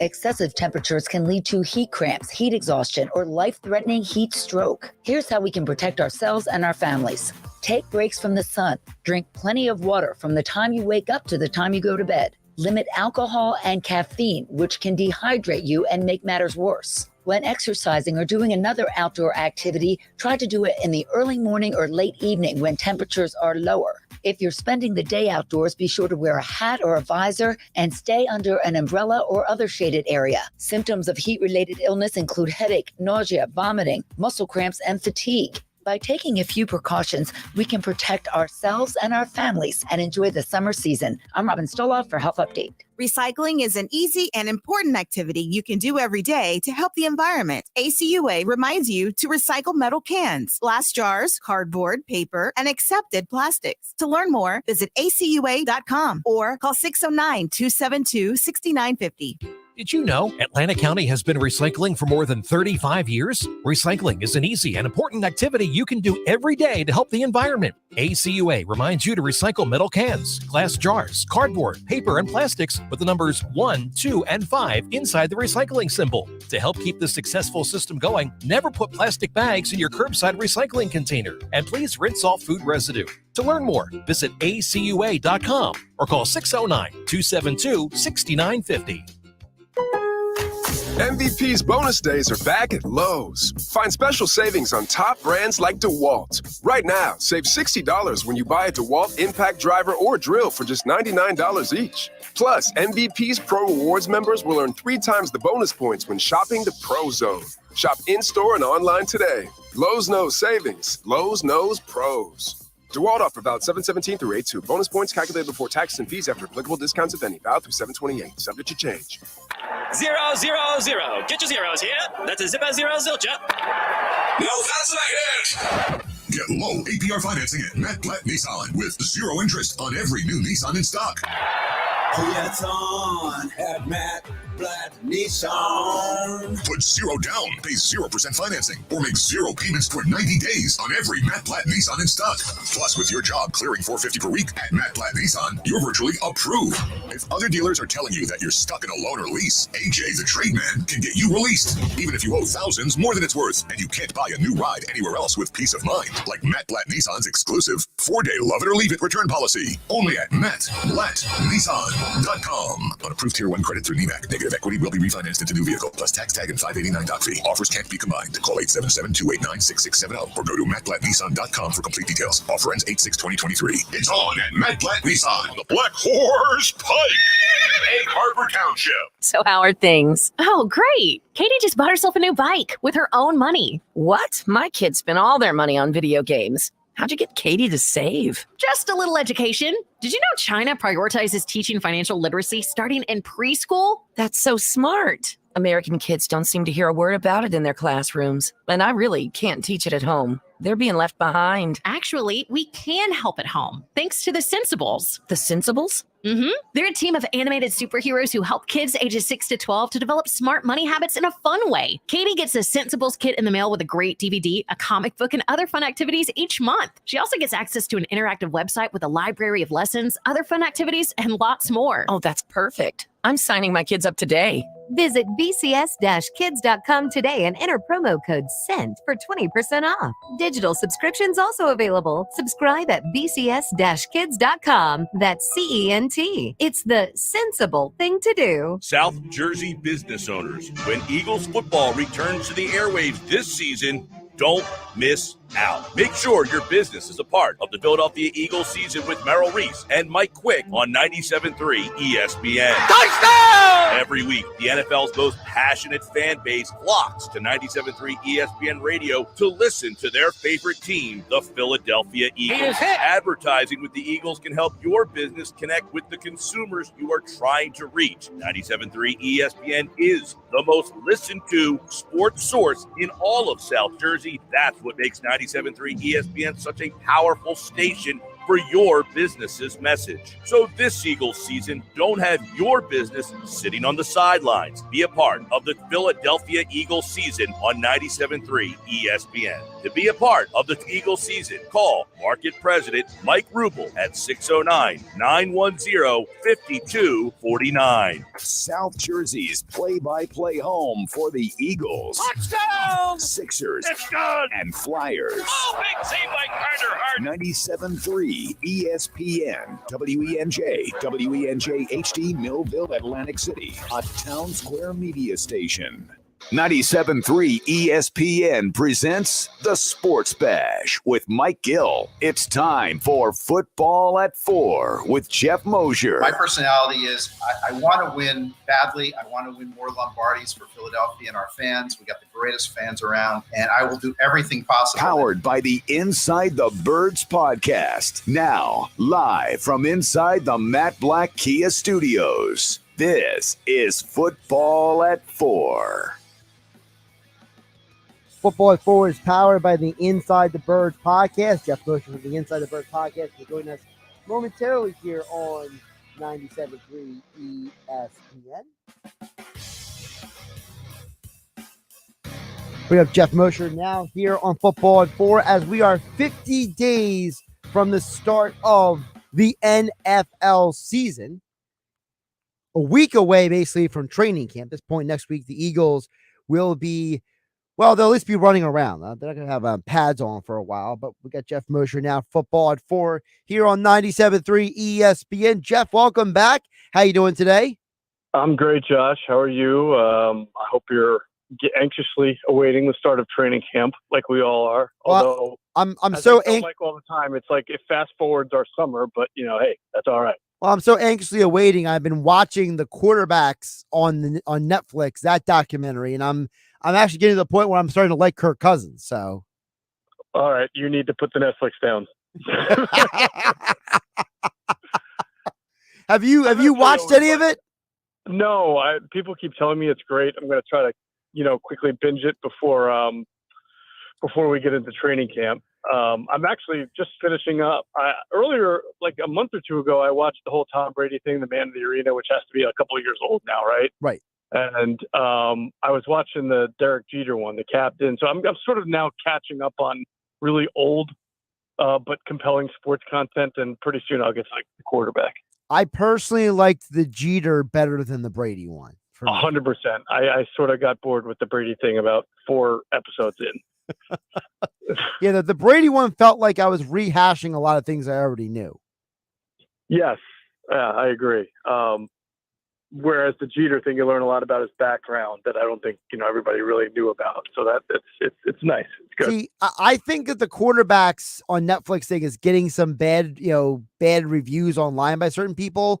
I think it's very insightful. I'm only about 3 episodes in, Geoff, but let me just give you my quick takeaways. One, I don't hate Patrick Mahomes' wife anymore. That's the first thing. Because if you see her on social media, she is probably the most hate the face person online at this point. Yeah, she never really bothered me as much as other people, but I think because you have to be like sort of the diehard passionate fan and sort of get annoyed by the antics. It didn't bother me as much, but I always could see how somebody else would be bothered by it. The second thing I learned is that Kirk Cousins' offensive line is so bad he probably played through about 4 injuries last year that nobody knew about. Yeah, no, I think that's a fair assessment. It's gotten a lot better. Their left tackle, Darisaw, is a pretty good blindside protector in this league, and see if year, and then he sort of rounded into form. We'll see if what they've done on offense has made them in more position to not just be a regular something in the playoffs, but that has been an area that they've tried to fix for a long time, and Kirk needs that. Third thing I learned is that Marcus Mariota's ego is a lot smaller than I thought, and he might be the least egotistical quarterback in the NFL. Oh, that doesn't surprise me. Now, you're ruining some of this for me, Josh. I want to go watch it myself. You're telling me all these interesting tidbits. I'm not giving you the real good stuff. I'm keeping that for the Netflix. You can watch it on your own. There's some interesting stuff in there I didn't even tell you. I just gave you my 3 takeaways on each guy. All right. Well, it doesn't surprise me that Marcus Mariota is a humble guy. I kind of always thought he presented himself that way. I don't know if you felt different. I know some people may have sort of last year, the way he left the Falcons after he lost his starting job and thought maybe he was becoming an egomaniac. But for most of his career, I think he's kind of presented him.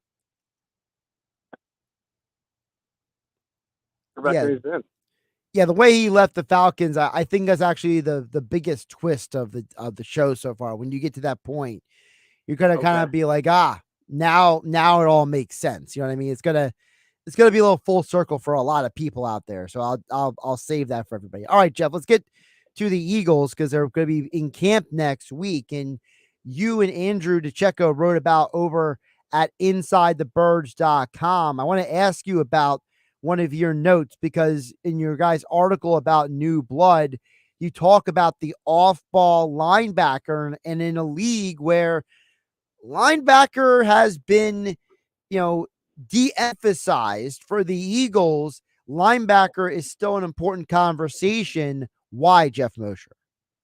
Well, I guess it's an important conversation because of how they've de-emphasized it, right? I mean, for years, it's a carousel position for them to the point where a couple of years ago, I mean, they're basically just pulling in and out guys who are either undrafted free agents or really, I mean, at one point it was like Nate Gary and Duke Riley and a young TJ Edwards who had not yet really, become what he was last year.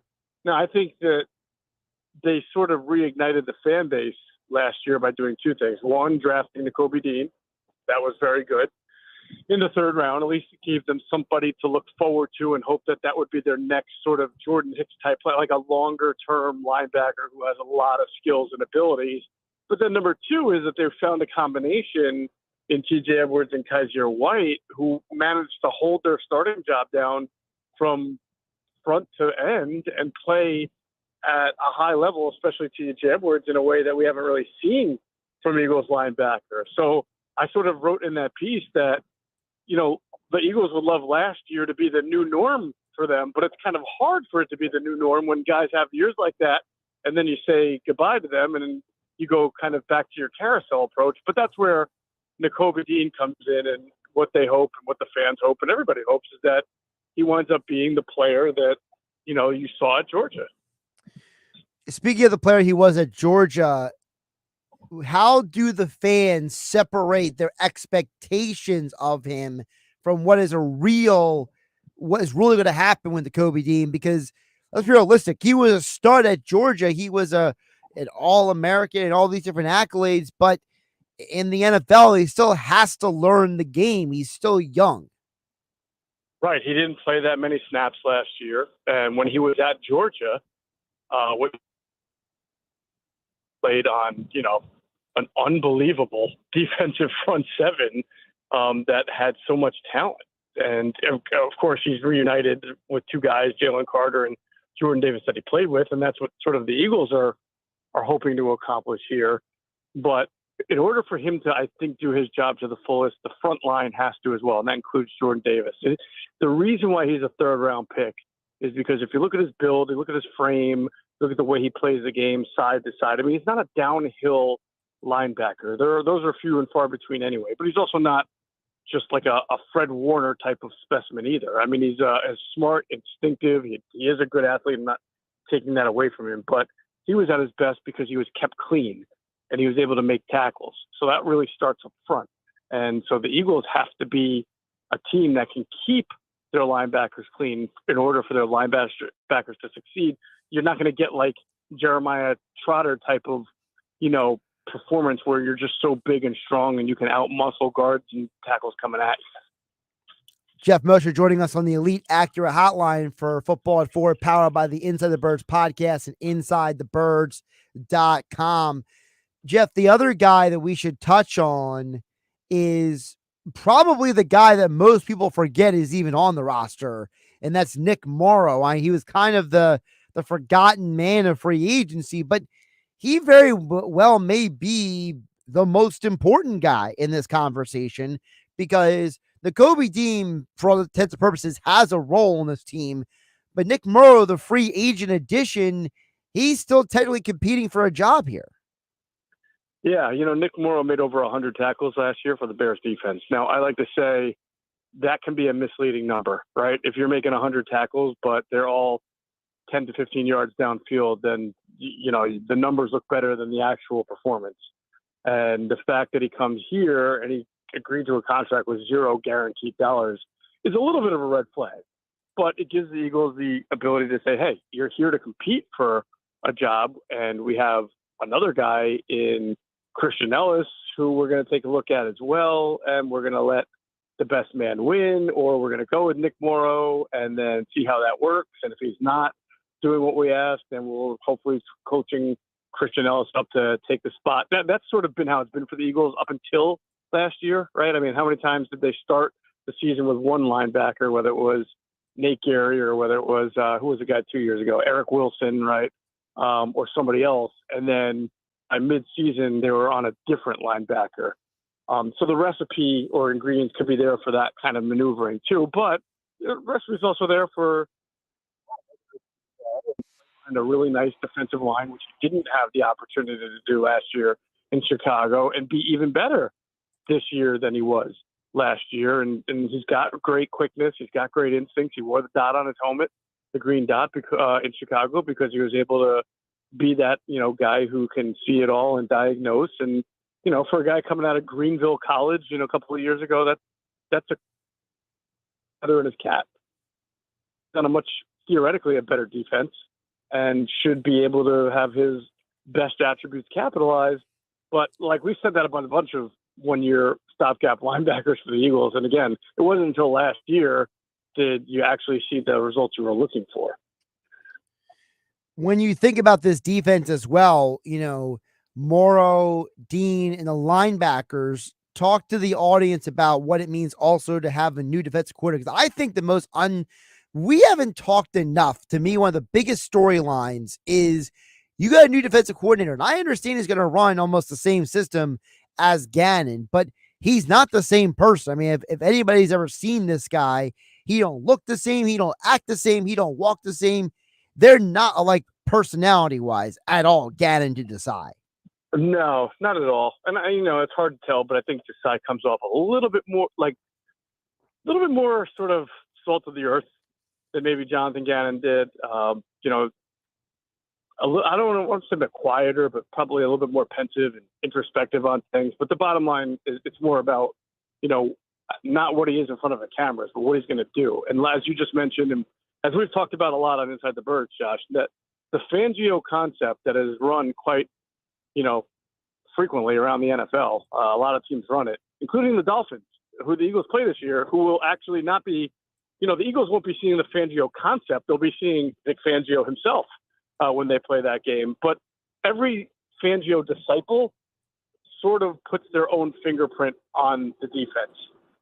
There are concepts that are saying where you don't really need to rush more than 4. You're not trying to blitz. You're trying to do a lot of pre-snap, post-snap disguise. You're trying to have a good front 4 so that you can do your pre- and post-snap disguise and not worry about blitzing.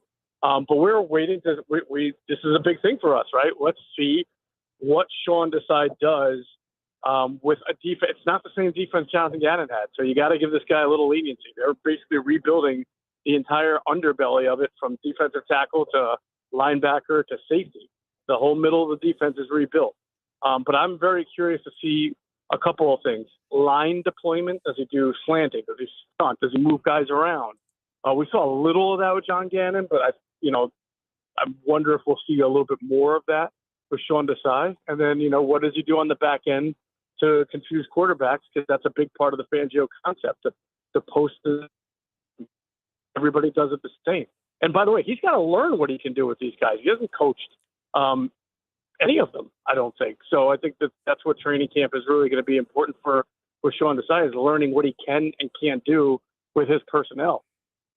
Although the interesting also about Desai is that, the description that he's almost like a coach's coach, like Pete Carroll thought very highly of him.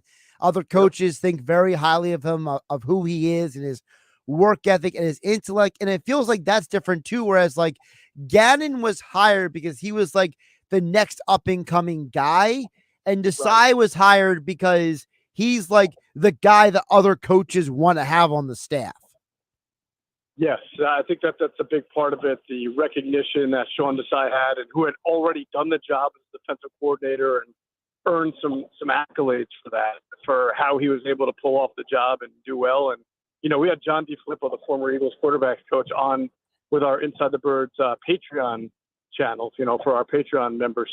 And DeFilippo has known Sean Desai going back something like 25 odd years, back to Boston College, where they were there together, to I want to say Fordham, I think it was, somewhere in Fordham, or I think it was Fordham. Either way, known each other for a long time, and Flip did a great job of breaking down what makes Sean Desai a really good defensive coordinator, what we should look for, and how Desai had learned not on just under Vic Fangio, but even before that, guys like Mel Tucker and John Fox, and did an unbelievable job kind of breaking down what we can expect from Sean Desai and why he's so smart at what he does. Geoff, I also wanted to ask you about the other topic, not directly Eagles related, but in the NFL right now. Obviously, the hot topic this week is about the running backs. Saquon Barkley in the Eagles division doesn't sign his tender. Tony Pollard signs his tender with the Cowboys in their division. And of course, the other guy being talked about is Josh Jacobs with the Raiders. But, the controversy is about, hey, running backs, they don't have the same value. And I feel like, Geoff, the problem I'm having reconciling is that there's a huge difference between saying, hey, Saquon Barkley shouldn't be paid like, a quarterback. I get that. But when he could potentially be making the same amount of money as DeAndre Hopkins upcoming season, and he's about 5 years younger, it feels like a bit of a slap in the face. I mean, it is, but I don't know how to resolve this. I don't know what the happy medium is. It's not the NFL's fault that running backs are deemed more fungible, right? And that the tag for running backs is lower than it is for other positions. I don't know. You're always going to have certain positions that don't have, like we just talked about, off-ball linebacker, right?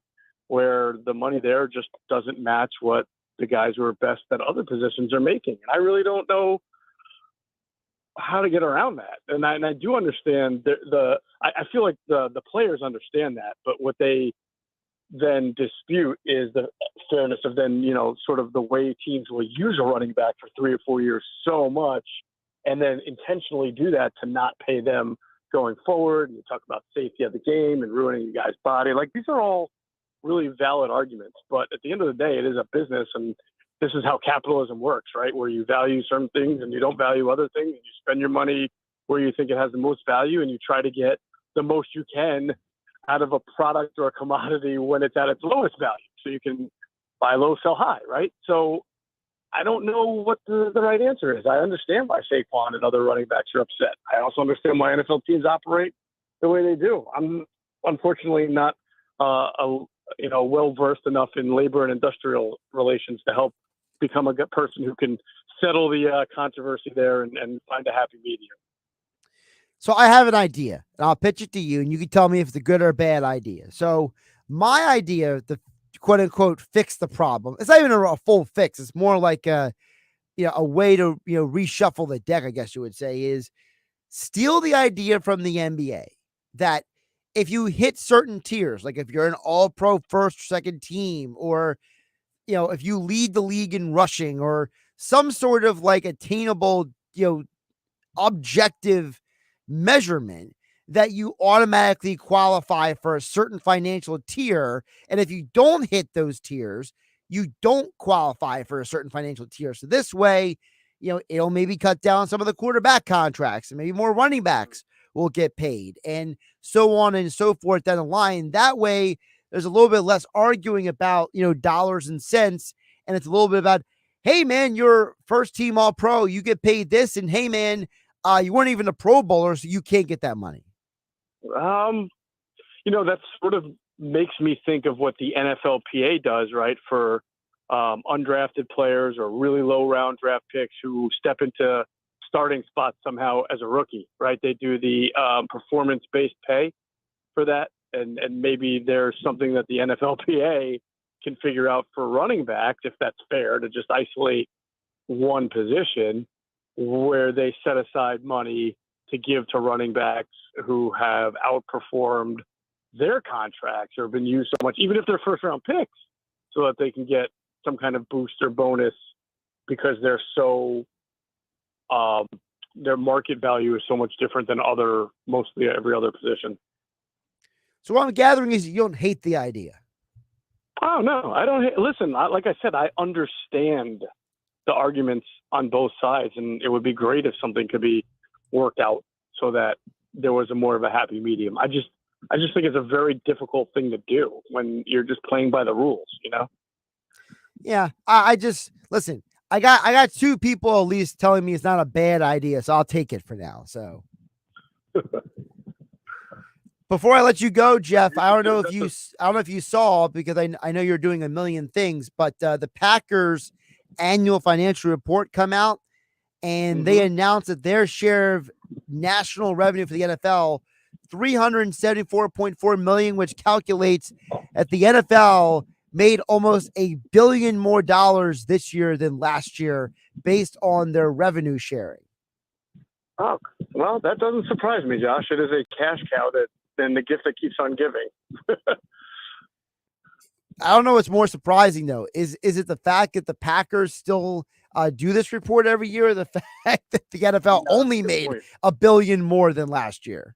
Well, if I'm not mistaken, the Packers are sort of like one of the only franchise that's like a publicly owned franchise, right? So they kind of have to make those reports public. Well, they're supposed to, but as the NFL loves that. Well, I mean, come on. As we know in today's world, there's a lot of stuff that's supposed to be made public that isn't made public. So, right. Although apparently soon you might be able to buy a stake in the Atlanta Braves if you want to. They're talking about taking that team public. No, not me. I don't enjoy that franchise enough to want to buy any part of it. I would love the Phillies to consider themselves the owners of the Atlanta Braves, like they did in the playoffs last year. Well, you might have to wait until the playoffs to get that. Okay, Geoff. All right, we'll wait. Follow him on Twitter at Geoff P. Mosher. Check out his latest coverage of the Eagles over at InsideTheBirds.com. Check out the latest edition of the Inside the Birds podcast. Like, subscribe, download, give it the 5-star review. And Geoff, next week, the Eagles will be in training camp. Let's go. Can't wait. Geoff, take care, okay? Yeah, bud. Of course, Geoff Mosher's appearance here on the Sports Bash on the Elite Acura hotline. Visit Elite Acura during the summer, a performance event located on Route 73 North in Mapleshade, online at eliteacura.com. Josh Hennig filling in for Mike Gill here on the Sports Bash, 97.3 ESPN FM, 97.3 ESPN mobile app, powered by First Bank of Seattle. We'll talk more football coming up in the show, but on the other side, sound of the day, we're going to hear more from Dave Dombrowski. Dave Dombrowski's big interview where he broke down Bryce Harper, Trey Turner, and more. So we'll get in some Phillies baseball coming up on the other side. I'm Josh Hennig, filling for Mike Gill on a Hump Day Wednesday, 97.3 ESPN.com and the 97.3 ESPN mobile app, powered by First Bank of Seattle. We have the perfect remedy for sitting in traffic. The Sports Bash with Mike Gill on 97.3 ESPN and the 97.3 ESPN free mobile app. Sail into summer in New Jersey, where sea breezes drift along iconic sunny shores. Stroll boardwalks or soar high on the rides. Take time out to breathe in the great outdoors. Treat yourself, shop, dine, dive into history, the arts and culture, from dazzling winning cities to charming towns in the countryside. Find it all at visitnj.org.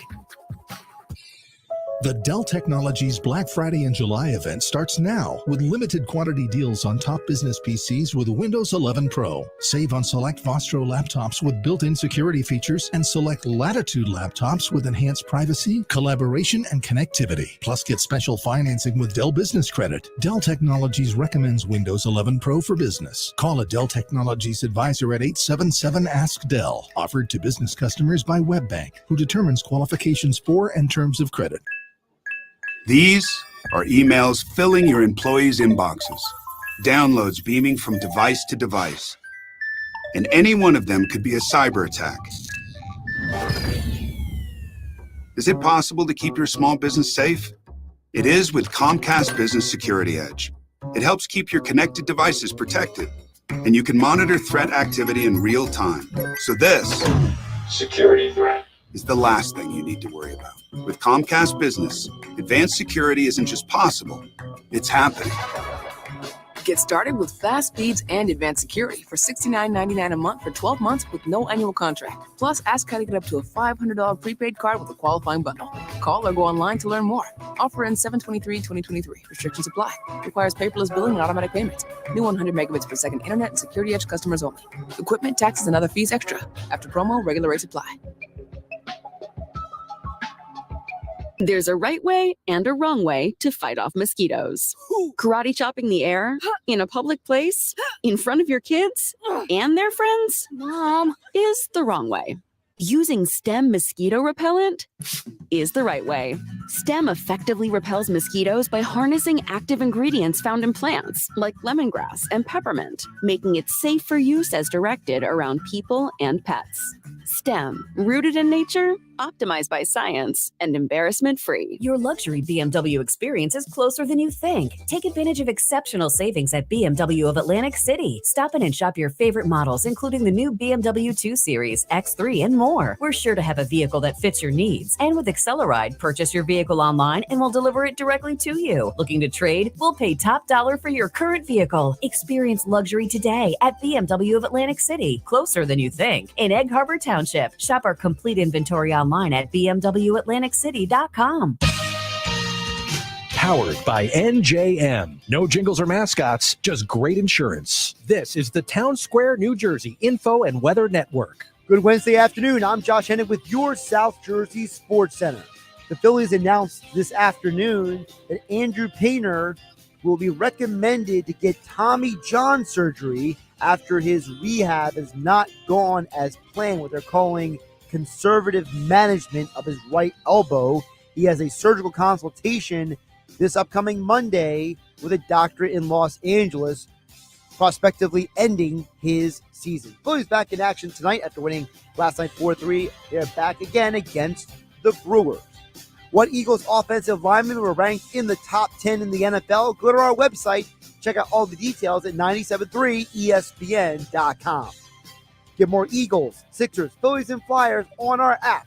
Your forecast is next. The seafood extraordinary, the value tremendous, the sunsets on the house. Yuri's Waterfront Restaurant and the Boathouse Restaurant at the foot of the bridge in Wildwood. Experience the best of the Jersey Shore at Yuri's and the Boathouse. From the Town Square, New Jersey Info and Weather Network, I'm Chief Meteorologist Dan Zarrow. Our next storm system set to roll in tomorrow night, and that means, one more round of thunderstorms to talk about. Fog is a possibility tonight. Temperature's fairly comfortable, though, with a low of 70. Partly sunny and seasonably warm tomorrow, high of 86. Next chance of rain holds off until tomorrow night. Thunderstorms to start Friday, breaking apart in the afternoon. We'll see a high of 87 degrees. Get weather 24/7 wherever you are. Download our free mobile app today. Go to Ocean Casino Resort this summer for our 5th birthday celebration. Go for the parties and the payouts. Go for the dining and the unwinding. Go for the win at Ocean Casino Resort in Atlantic City. For more information, visit theoceanac.com. Must be 21 or older. Gambling problem? Call 1-800-GAMBLER. Now, back to the Sports Bash on 97.3.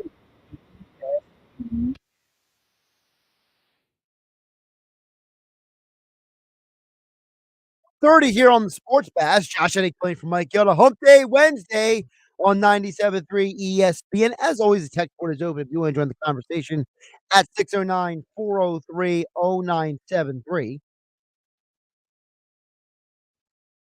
Hopefully, if you do text in, you will leave your name, unlike the person who texted earlier trying to tell me that Daniel Jones and Jalen Hurts have similar stats and that trying to lecture me about Saquon Barkley. And you gave me this whole paragraph and a half, didn't even leave your name, and then you find out why you didn't leave your name because you're trying to tell me that Daniel Jones and Jalen Hurts are the same. Good luck with that opinion. Sound of the day here on the Sports Bash on 97.3 ESPN.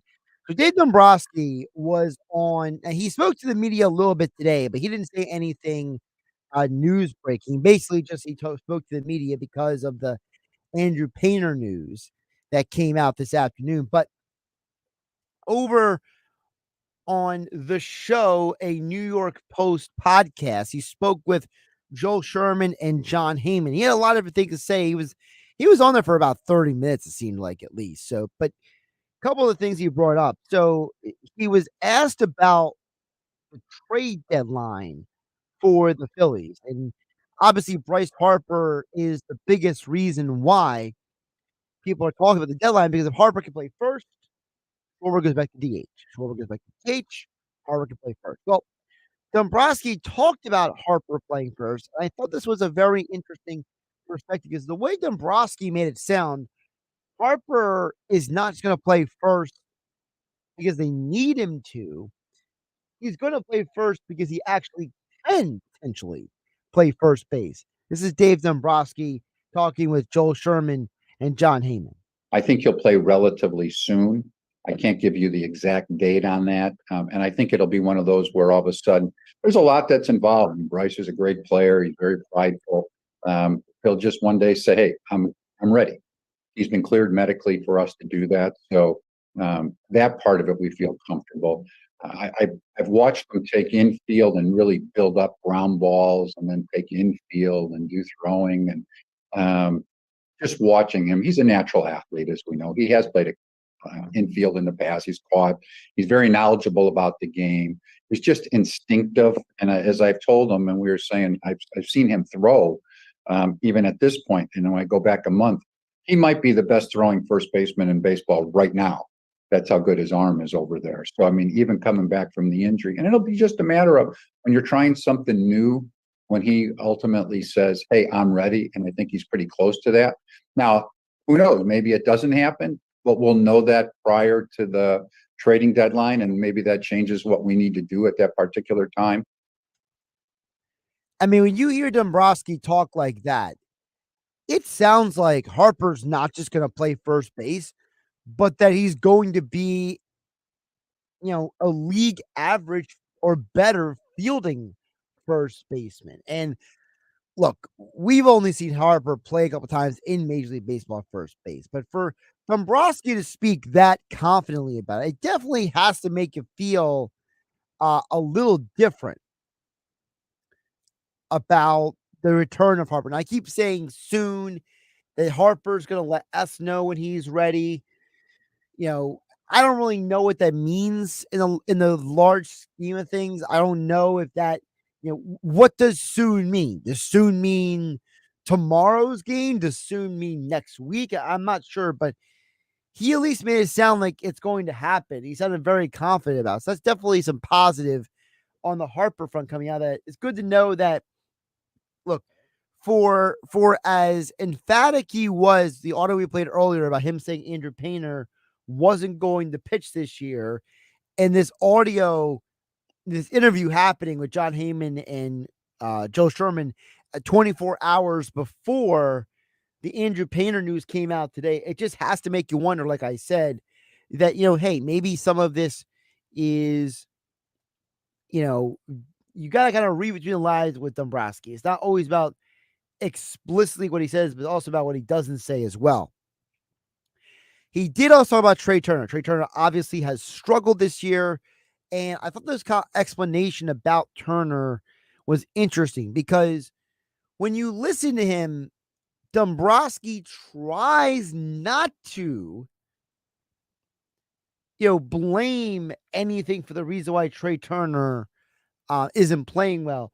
But he did acknowledge some interesting points here about Trey Turner. Because remember, Trey Turner, he is arguably having the worst season of his career up to this point. Now, he did go 2 for 4 yesterday, so we know that he still has it in him to be a good hitter. But for a guy who has previously been basically a 300 hitter for his career, he has the worst batting average since his first 27 games in the major leagues. He leads the team in errors, but he also leads the team in at-bats. So what does Dave Dombrowski think about the 30-year-old shortstop? Take a listen. First of all, I mean, Trey Turner's a great player. We know that. And he hasn't lost his skills. He can still fly. He's as fast as about anybody in baseball. He's played well defensively at shortstop. Maybe he has a couple too many errors, but again, early in the year, kind of getting settled. He's made some great plays here recently, and his bat has started to take off. I'm not really sure why the slow start for him. I don't know if he's trying to do too much. He's a very conscientious individual. He's a very hard worker. I wouldn't surprise me if he's trying to live up to those capabilities. And part of what we're working on was, hey, just relax, be yourself, because we know he's a great player. He doesn't have to hit the ball out of the ballpark, use the opposite field. So I think it's a combination of all those factors. Now, over the last month, I would say he's been more like Trey Turner that we would anticipate. He's stealing bases again on a more regular basis. He's getting on base. He's starting to hit the ball the opposite way. So I think it's more that combination. It isn't like he's lost his skills and forgot how to play. And I think that, he has scuffled in the beginning compared to what he would normally be. Castellanos did last year. He's corrected himself in that regard. He's come on and had a real good year. But we also, you look at a guy like Tyon Walker, who's joined us as a free agent, has been tremendous. He's 11-3 and throwing the ball very well. Schwarber last year led the league in home runs coming over here. So there is a mixed combination, but there's a lot of eyes and attention on Trey, and I think he'll settle in and continue to be one of the best players in baseball. It gives you a baseball guy's perspective on Trey Turner because Dombrowski, he's been working in Major League Baseball for a very long time. Remember, he was the guy who built the 97 Marlins to win a World Series. He then got 2 Tigers teams, an organization with a dumpster fire, to 2 World Series, took over a messy situation in Boston, got them to win a World Series. And then he did, what we did in Philadelphia last year. So this is a baseball guy who's telling you that Trey Turner, as he said, didn't forget how to play baseball. He didn't lose his skills, but he also acknowledged that, hey, sometimes the transition for some of these guys is a little more difficult than we previously expected. And I think that, you have a situation where if you think about it, and I'm just putting it out there, maybe as Dombrowski said, Trey Turner has been trying too hard.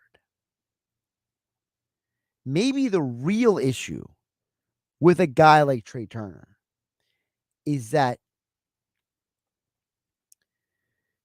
you have a situation where the guy came in, got this huge contract, and he put so much pressure on himself that he was like, Bryce Harper's not here, and Reese Hoskins is not here. So for the first month and change, you have to be better. You have to try harder. And then as the season went on, it's like he couldn't get out of that mode for a while. Look, Trey Turner has had 2 good stretches of the season. The rest of the year has been really rough. Okay? You go back to the month of April. There was a stretch of games where he was playing well. There was a stretch of games where Trey Turner looked like Trey Turner. He looked like the guy that we, for lack of a term, we were all sold on. Okay. The problem was between April 2nd and April 19th, when Trey Turner was hitting 319, and when he did have 5 RBI and he was getting all of those hits. I mean, 23 hits in 17 games is pretty good. The problem was during that stretch, what were we talking about here on 97.3 ESPN? We were talking about me and Mike Gill, or me and anybody, Billy Schweim on the weekend, all of us. It was the Eagles draft, Sixers playoffs. We weren't talking about the Phillies that much. So a lot of people didn't see what Trey Turner was doing. The other stretch of games that he gave you something to get a little excited about was, realistically, he had that little run last month from June 5th to June 14th where he batted 371. And in those 9 games, he had 13 base hits. And the other interesting thing with Turner is, here's a stat that I find interesting. Since June 1st, okay, his on-base percentage is way better, 335. And he also has 14 stolen bases on that stretch. I think Turner is starting to find himself. And as Dombrowski said, he hasn't forgotten how to play baseball. And by the way, for those who are wondering, since the All-Star break, since the second half of the season began, Turner is hitting 318. So is it possible that he just needed a break? He needed a timeout, for lack of a better term. Maybe. Just maybe. Some other things Dave Dombrowski said to John Heyman and Joel Sherman on the show, New York Post podcast. We have talked about what the Phillies might have to do at the deadline. And one of the topics has been pitching. Well, Dombrowski talked about someone who might be contributing to the team soon. Now, the Phillies will make a decision in the next few weeks about Noah Song. For those who don't know, Noah Song was their Rule 5 pick, and the way the Rule 5 pick works is the guy has to be on your 40-man roster, on your 26-man roster, or you have to basically send him back to his original team. Well, Dombrowski made it sound like the Noah Song might be coming up and contributing sometime soon. Take a listen. In Noah Song's case, you're right. He is going to go, and he's at AA right now. He's at Reading. He's going to pitch 2 innings today for us. We're bringing him back as a bullpen guy. Really doesn't have the ability to stretch him out to be a starter this year. So you're bringing him back as a bullpen guy. His last day on injury rehabilitation assignment is the 27th of July. So we'll have to make a decision at that point if he'll be a guy that still in consideration if we would bring him back to our big league club. And of course, even before you return him to Boston, you're in a position you have to bring him through waivers at that point. I'm not so sure he'd get through waivers the way he's throwing the ball at this point. So we'll wait and we'll see what happens. I find that part very interesting. I don't know if he'd make it through waivers the way he's throwing the ball at this point. It really sounds like Noah Song is going to be in the Phillies bullpen very soon. And that could be the extra arm that you need for the rest of the year to kind of get you through. Look, I'm not saying Noah Song is like the next anything, all right? But Noah Song is a very interesting prospect, a guy a lot of people don't know about. He is somebody who was a big-time prospect. He had a military commitment, and that's why he hasn't really been here yet. You know, this is a guy who, look, when you go to a military academy like the United States Naval Academy, you have to have your service. And he was able to finally get out of his service, and he's been making, the rehab stay. He was put on that. It wasn't a major injury. It was more like an injury that made it convenient for him to be kind of shuffled to the side. But he's a guy who was drafted by the Red Sox in the 4th round when Dave Dombrowski was in Boston. And when you look at his numbers, he really looks like the kind of pitcher that could obviously be an impact guy out of the bullpen. 11 strikeouts and 7 2/3 innings in the minor leagues since returning from his injury. The Phillies could use another strikeout pitcher out there. And if you go through his college career at Navy, where he looked really good, according to a lot of a lot of analysts, 428 strikeouts and 334 innings. That's a really good number. That whip is 1.044. I mean, this guy has great stuff. And maybe you tell him, look, we don't need you to be the starter you were projected to be this year. Just come out of the bullpen, throw some smoke, get some innings, and maybe that's the guy. Maybe Noah Song allows the Phillies to say, we don't need to trade for another bullpen pitcher for depth. We can just throw Song out there, and maybe he can be the guy.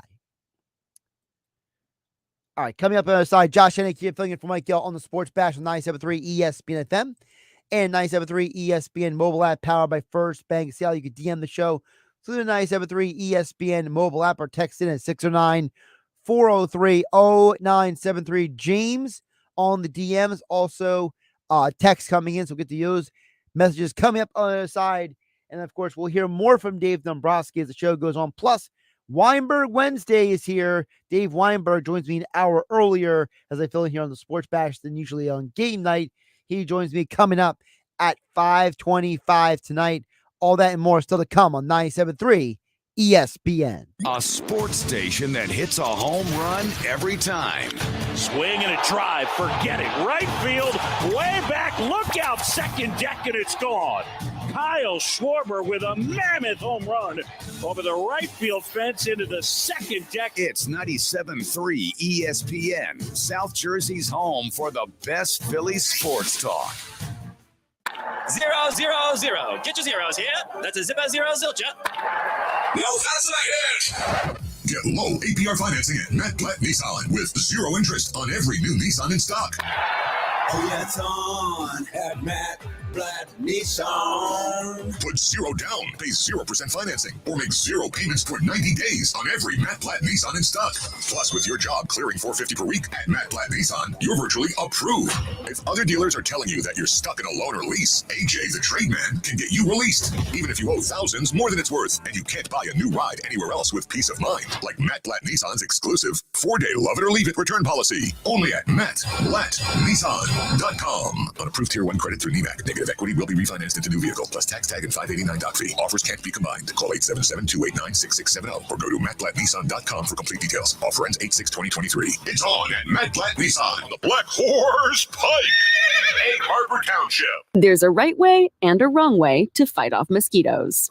Karate chopping the air in a public place in front of your kids and their friends, Mom, is the wrong way. Using Stem mosquito repellent is the right way. Stem effectively repels mosquitoes by harnessing active ingredients found in plants like lemongrass and peppermint, making it safe for use as directed around people and pets. Stem, rooted in nature, optimized by science, and embarrassment-free. Summertime, baseball and golf season are in full swing, plus so much more. BetParks is an official betting operator of the PGA Tour. Plus, the BetParks Casino and Sportsbook app follows you to the shore and the mountains. It's all right in the palm of your hand. Odds, bets, slots, and games. All new users bet $10 and get $125 in Sportsbook bonus if your first bet wins. BetParks.com has terms and conditions. New users and winning bets only. Sports bonus bet must be wagered once. See website for details. Must be 21 in Pennsylvania, New Jersey, or Ohio. Gambling problem? Call 1-800-GAMBLER. Parks Casino, this is how you win. The fun never stops at Parks Casino, the #1 casino in Pennsylvania. Get into 360 for the best live entertainment. Friday, July 21st, the Dirty Dance Band hits the stage. Saturday, July 22nd, the music continues with Amanda and Teddy. Plus, Joe Conklin's Comedy Night every other Thursday. Follow ParksCasino.com for entertainment schedule, including national headliners like the Wallflowers, Marlon Wayans, and Melissa Etheridge. This is how you win. Must be 21 or older. Gambling problem? Call 1-800-GAMBLER. The Dell Technologies Black Friday in July event has arrived with limited quantity deals on top tech to power any passion. Save on select XPS PCs and more powered by the latest Intel Core processors. Plus, get savings on select monitors and accessories, free shipping, and monthly payment options with Dell Preferred Account. Save today by calling 877-ASK-DELL. That's 877-ASK-DELL. Offered to U.S. residents by WebBank, who determines qualifications for and terms of credit.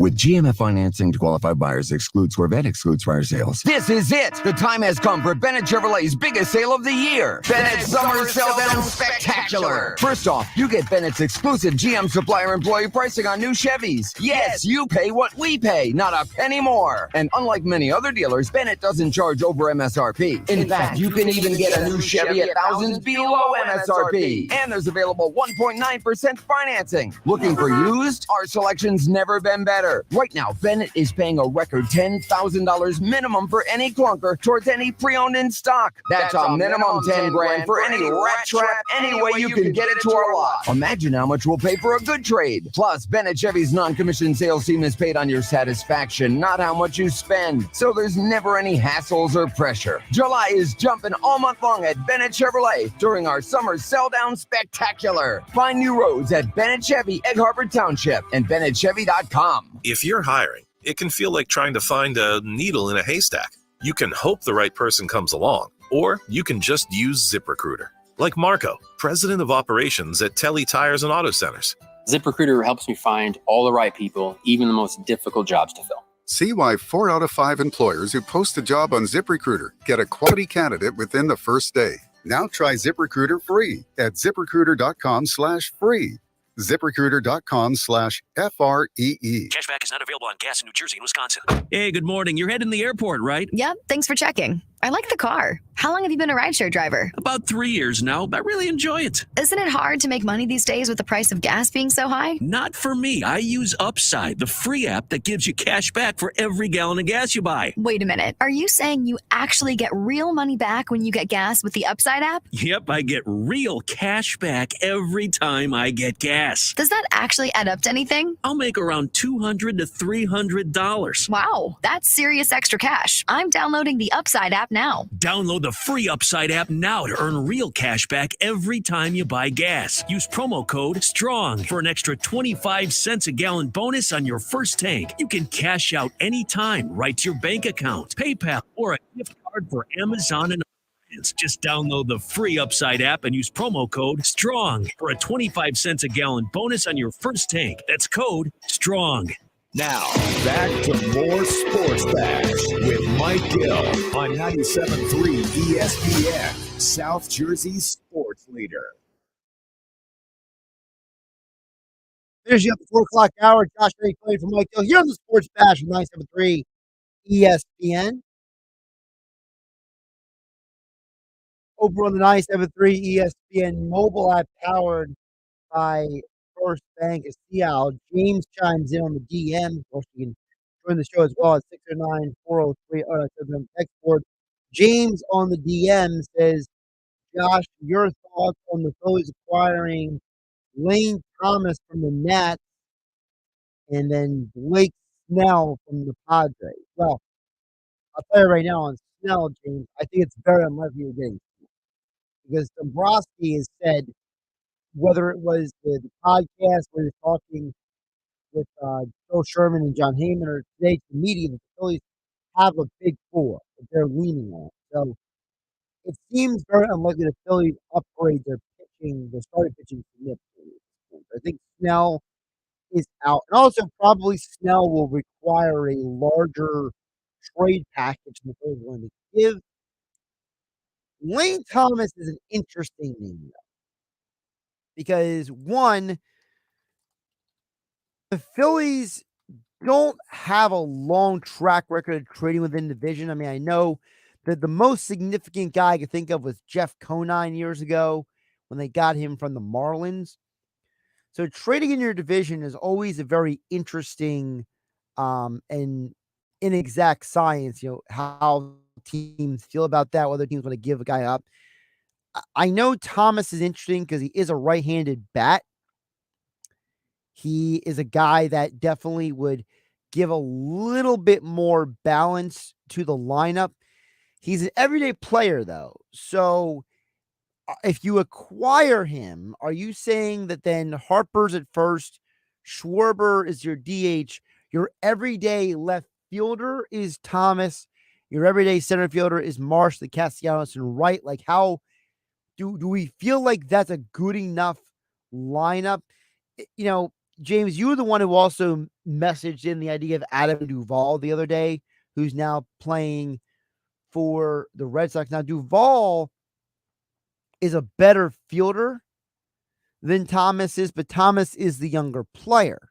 So do you maybe give up a few more assets to get a guy like Logan Thomas with the idea that maybe he's here for more than a couple of years? Maybe you have the opportunity, because remember, he's under arbitration control up until 2026, where he can be a free agent. So do you maybe go out and get him and say, hey, maybe you're our left fielder for the next couple of years, and we see how it works out? Because he is, I believe he's 27 years old? 27, yeah. So he's younger than Adam Duvall, so maybe that's an interesting guy to get. But he would take more trade pieces to get than Adam Duvall. On the text board, Texter says Trey Turner has 7 hits in 7 days. He's coming around. He had a clutch and amazing catch to save the game. Yeah, I agree with you, Texter. And you didn't leave your names, can't give you credit. But Trey Turner, I think, is starting to come around just a little bit. I'm Josh Hennig. More coming up next on the Sports Bash. Here's what you missed on 97.3 ESPN and the 97.3 ESPN free mobile app. I am tired of all the talk that comes out of Philadelphia in regards to the basketball team. It is talk. It is talk all preseason, all season, and then there's a bunch of talk for why it didn't go well, why it didn't work out. Then there's more talk about the future, more talk about this. Talk. Is there an organization in sports that talks more and produces less than the Philadelphia 76ers? I don't care. You want to win a championship in Philly or anywhere else? That's a statement that every human being on earth will make. I want to win a championship, would love to do it here or would love to do it anywhere else. I would like to have a nice dinner tonight in this casino or in another one or at home with my wife and kids. It's not a stay. That doesn't mean anything. It's just word salad. 97.3 ESPN and the 97.3 ESPN free mobile app. Hey, it's Mike Gill. Experience a culinary journey like no other at Trio North Wildwood. Chef Gus Zimmerman creates mouth-watering dishes that showcase the freshest ingredients with something for everyone, including gluten-free options so that all can indulge in the wonderful cuisine. From their juicy pork chop to their savory crab shrimp cakes, every dish is prepared with care and precision. Book your table on Resi and experience the ultimate casual fine dining experience at Trio North Wildwood, 700 New Jersey Avenue, North Wildwood. Chef-driven, quality-focused, TrioNW.com. Cashback is not available on gas in New Jersey and Wisconsin. Hey, good morning. You're heading to the airport, right? Yep, thanks for checking. I like the car. How long have you been a rideshare driver? About 3 years now. I really enjoy it. Isn't it hard to make money these days with the price of gas being so high? Not for me. I use Upside, the free app that gives you cash back for every gallon of gas you buy. Wait a minute. Are you saying you actually get real money back when you get gas with the Upside app? Yep, I get real cash back every time I get gas. Does that actually add up to anything? I'll make around $200 to $300. Wow, that's serious extra cash. I'm downloading the Upside app app now. Download the free Upside app now to earn real cash back every time you buy gas. Use promo code STRONG for an extra 25 cents a gallon bonus on your first tank. You can cash out anytime right to your bank account, PayPal, or a gift card for Amazon and other brands. Just download the free Upside app and use promo code STRONG for a 25 cents a gallon bonus on your first tank. That's code STRONG. Summertime, baseball and golf season are in full swing, plus so much more. BetParks is an official betting operator of the PGA Tour. It's a great time of year. Plus, the BetParks Casino and Sportsbook app follows you to the shore and the mountains. Get in on the action all summer long, whether you're on the beach, the boat, or the boardwalk. Bet while you're on the lake and the Poconos. BetParks has you covered. It's all right in the palm of your hand. Odds, bets, slots, and games. Download the BetParks Casino and Sportsbook app right now. Check out live in-game betting, same-game parlays, teasers, and more. Bet more than the score. Bet player performances. Bet hits, home runs, and strikeouts in baseball. All new users bet $10 and get $125 in Sportsbook bonus if your first bet wins. Get in on the action all summer long. BetParks has you covered. BetParks.com has terms and conditions. New users and winning bets only. Sports bonus bet must be wagered once. See website for details. Must be 21 in Pennsylvania, New Jersey, or Ohio. Gambling problem? Call 1-800-GAMBLER. School on! Save on! Back to school is on, and Staples has great prices on everything you need for your best year yet. Save on notebooks. Save on headphones and laptops. Save on pens, markers, and all the essentials. And right now at Staples, save up to 60% on select notebooks, markers, and more. School on, save on at Staples, where school savings are always in session. And $7.29. Prices may vary in-store and online. Do the bump, do the hustle, do the funky chicken. But whatever you do, get down to Royal Farms Chicken Palooza. Right now, get a 3-piece world-famous chicken meal. White, dark, or chicken tenders with Western fries for just $6, with a portion of each chicken meal sale donated to local charities. Can you dig it? Plus, register to win world-famous chicken for a year. That's a 3-piece world-famous chicken meal with Western fries for only $6. Don't stop till you get enough. But hurry, Royal Farms Chicken Palooza is only for a limited time. So boogie on in for Royal Farms Chicken Palooza. Going on now, and it's just the way. You like it. Real fresh, real fast, Royal Farms. No purchase necessary to enter or win. Sweepstakes ends August 31st, 2023. Chicken for a year prize to be awarded as 8 $100 Royal Farms gift cards. For details and official rules, visit royalfarms.com/chicken-palooza-sweepstakes. Void where prohibited. Sponsored by Royal Farms. When you hear this, They've got him again! and this, He scored! and this, Oh boy, what a move by Embiid! you think of us. We are sports. 97.3 ESPN, WENJ, WENJ HD, Millville, Atlantic City, a town square media station. This is the Sports Bash with Mike Gill on 97.3 ESPN. Now, live inside the Matt Black Kia Studios, here's Mike Gill.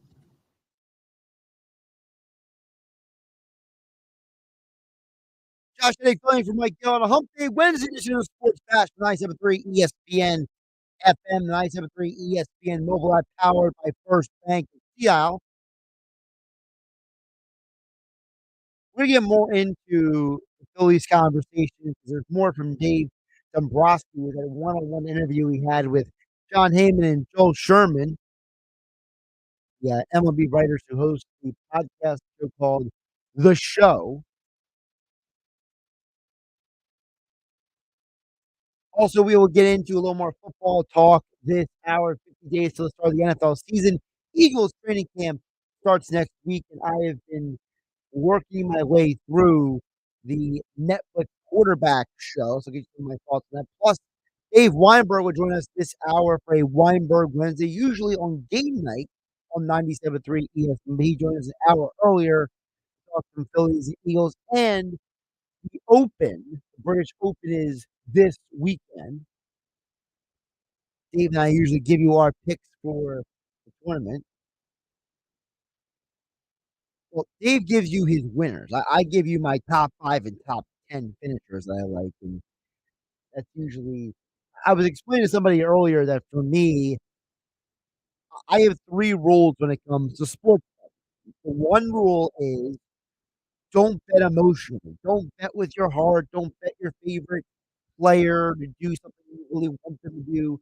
You know, the second thing you do with sports betting is you always try to find value. You know, if you're going to use your money, you got to make sure you're getting a good value on the ROI, return on investment. And the third thing you got to do with sports betting is that you can't just do what everybody else is doing. You know, for example, Scotty Scheffler is the favorite again in another major. Well, according to ESPN's the show Daily Wager, Scotty Scheffler's never won a major when he's been the favorite. So why change? You know, why go against that trend? So we'll get to that coming up about 25 minutes from now. But right now, let's get back to the Phillies because we were talking about for the break the right-handed hitter situation. By the way, somebody texted me, yes, they did trade for JT Realmuto with the Marlins. But the reason why that came up is because James chimed in. Of course, you can chime in as well. 609-403-0973. That is text. But James chimed in on the DMs.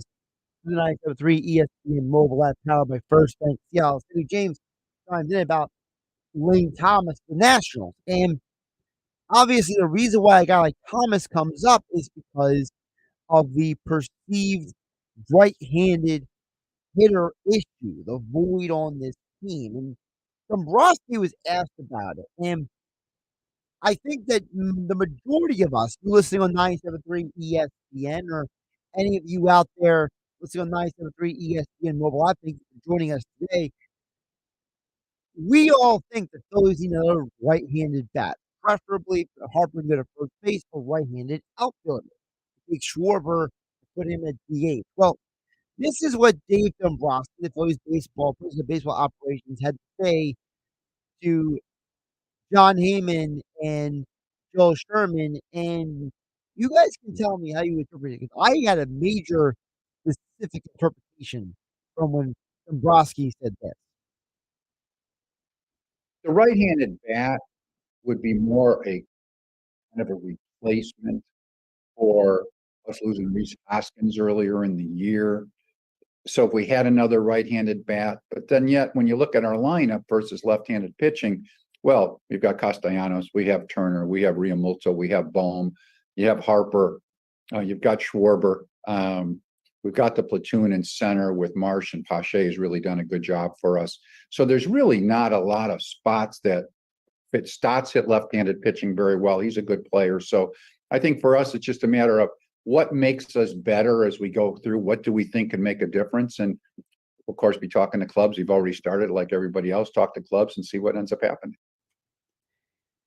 That was a very non-committal answer by Dombrowski from what I heard. He did not sound like the organization feels as intensely about getting another right-handed batter as much as the fans and the rest of us do. And I have to wonder, is that because the organization doesn't think it's an issue? Or is that because Dombrowski, as he said, we're already talking to clubs, is trying not to show his hand so he can get the player that he wants before the deadline? Because, again, whether it's a guy like Logan Thomas from the Nationals and Adam Duvall from the Red Sox, this team could go out and get a right-handed bat. The question is how much you're going to spend to get that player. And I think that is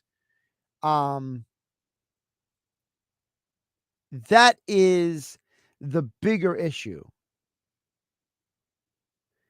I think that the organization has to make a decision about how intensely they are going to dive in on improving this roster. I think that's where the conversation turns to the deadline to say the roster, and we'll get to that comment from Dombrowski in just a couple minutes. But it sounds like to me that Dombrowski is not as aggressive on the idea of going and getting a right-handed hitter as the rest of us are. And it does concern me a little bit that this organization seems to continue to be in denial, I'll call it, about what this organization really needs. Okay. And I think there's always been an issue when it comes to fan perception versus organization perception. Us, the fans, us in the media who are watching the games every day, who don't run the team, we don't run the organization, we look at specific positions, specific players that should or shouldn't be in the lineup. The organization doesn't look at it like that. They're looking at it as, hey, we got some really good players. We like the players we got, and we're trying not to there's nothing that we want to give up necessarily to get that much better. It's like, Dombrowski has a history of making some big moves, right? But when he made those big moves in the past, he didn't make them with the intent of knocking someone out of the lineup they already have, who they think very highly of. When he was on the Marlins and they made the deal with the Phillies to acquire Darren Dalton, or when he was with the Tigers and they made that big trade to go out and get Miguel Cabrera, or any of those kind of deals where he went out of his way to go and improve the roster. He did it because there was an obvious need to the organization. But maybe that means they're not as obvious as we think it is. And so I don't think he's necessarily saying you won't get, you can't get said player, but it just sounded to me like Dombrowski was a little less committal to the idea of acquiring that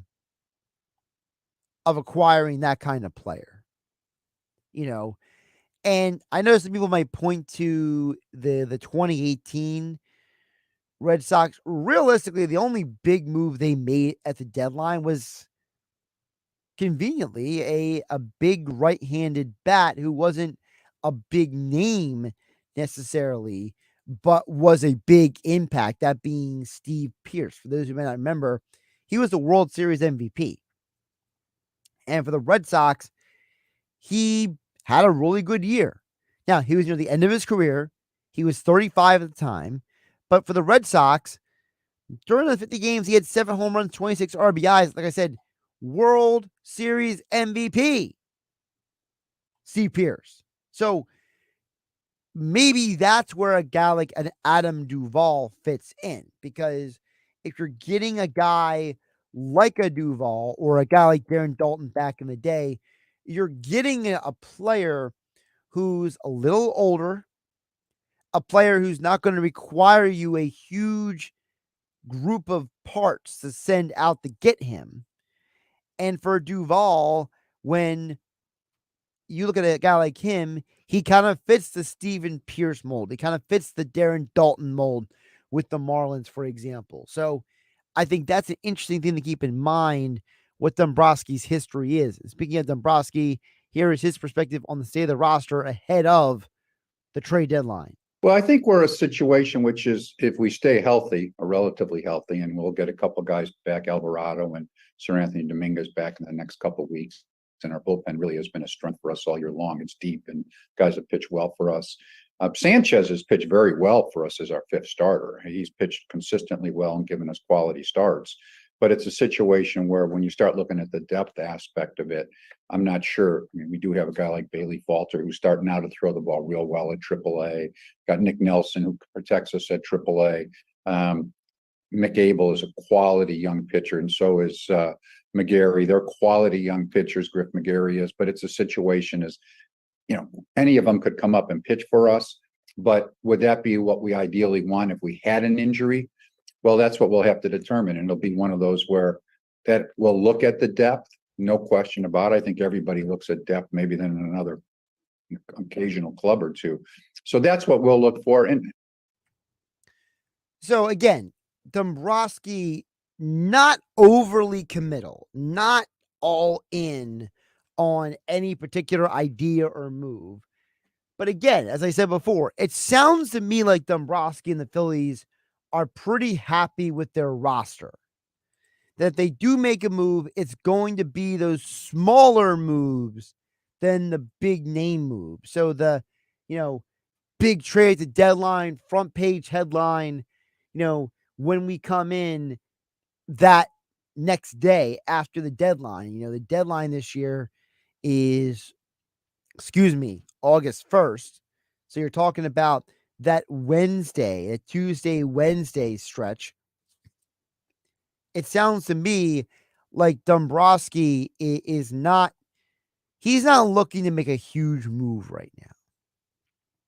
Now, I'm not saying that they can't make a move or that they won't make a move, but he's making it sound more and more like this is going to be the smaller move. This is going to be we're not going to go big name hunting. We're going to go just get a guy who makes sense for us. And I think that's what's interesting is that, he's basically telling everybody that, hey, look, we have a certain idea of what we can do, and we're going to go out and try to do that. And I think that that's where, if you're a Phillies fan, you got to have realistic expectations. The idea of Shohei Ohtani or Mike Trout, or as the one person who messaged in James, who said Blake Snell, I think those guys are very less likely. But I think a guy like Logan Thomas or Adam Duvall, those guys definitely make a lot of sense, right? Those guys, I get that. That is something I can wrap my head around. Because again, you go through Dombrowski's history. Has he gone after big names in the past? Absolutely. But at the deadline, he hasn't always gotten the biggest name. I mentioned Stephen Pierce with the Red Sox. I mentioned Darren Dalton with the Marlins. Those are two guys that they're not, superstar acquisitions, but they're guys who make sense for what you're trying to do. You look at what he was doing with the Tigers, for example, their biggest moves they made were guys like Miguel Cabrera, but that was in the offseason. They didn't make that move in season. Realistically, the biggest move that they ever made in their way to a World Series was when they acquired Omar Infante and Anibal Sanchez. Well, Anibal Sanchez and Omar Infante were, again, good players who filled roles. So I think the history of Dombrowski, if you see what he did last year when he acquired Brandon Marsh and he acquired Noah Syndergaard, they weren't acquiring those guys to be, the best players on the team. They're acquiring those guys to fill holes that they needed. So it sounds more and more, the way I listen to Dombrowski and the way I observe his history as a general manager at the deadline, that you're more likely to land Adam Duvall than Mike Trout at the deadline. And look, as long as the fans understand that that's the reality, I think you guys will be good. Look, I know that there are reports out there that the Angels are listening to trades for Ohtani, but again, if you're the Phillies, why would you trade a bunch of young players for a guy who can just leave you in free agency? You're not going to destroy your entire minor league system and your entire organization's depth just for a guy who may or may not work out for you. Yeah, I'm just look. And the other problem with Ohtani is, and look, I am in no way an Ohtani hater, okay? But I told you guys a few years ago here on 97.3 ESPN, I'm Josh Hennig filling in for Mike Gill on a Wednesday edition of the Sports Bash. I told you years ago on different shows that I think that the Ohtani pitching and hitting situation is going to wear on his body. And I think at some point, he's not going to be able to do both. This is a guy who missed chunks of time in the past for a variety of reasons. Now, the last 2 seasons, he has played 155 games each year. But between 2018 and 2020, he missed some games here and there. And he's missing games in some time this year because of these small, nagging type of injuries. And my question is, well, how many of those small, nagging injuries could turn into bigger injuries? And then if you are the team that's signed into the contract and he gets injured, then you're on the hook for that money and your fans are going to hate you, right? So, Ohtani is interesting. And I think that personally, his career long-term is probably better suited as a hitter instead of a pitcher. But hey, I just don't see the Phillies being one of those teams who would call about Ohtani, mostly because I don't think they have the assets they're willing to give up. But, maybe, just maybe, Ohtani can be something else for somebody else. I know a lot of people love the idea of Mike Trout coming to the Phillies someday. He does have a full no trade clause, so the Angels can't trade him without getting his approval. But if the Angels consider trading Ohtani, they got to trade Trout. Trout is, 31 years old now? He's the MVP front runner he used to be year in and year out, but he's certainly still one of the better players in the game today, and he would fetch a huge return. It's just a question of how's his hand doing after that surgery he just had. So who knows when he actually comes back. And 2, is Trout willing to waive that no trade clause, or does he still feel about the Angels the same way he's always felt, which is, hey, this team believed in me and gave me a chance and no one else did. It's hard to rationalize that if you are a team like the Angels when your guy is saying, I want to stay, but you're still trying to trade him anyway. So, I think it's more likely Dombrowski gets the smaller name guy than the bigger name guy. Coming up the other side of Weinberg Wednesday, Dave Weinberg joins me to talk some Phillies, Eagles, and the Open Golf Championship this weekend. Our 97.3 ESPN.com sports columnist Dave Weinberg joins me next. Josh Hennig hanging out with you, filling in for Mike Gill on 97.3 ESPN FM and 97.3 ESPN mobile app powered by First Bank of Sea Isle. You haven't downloaded the 97.3 ESPN free mobile app?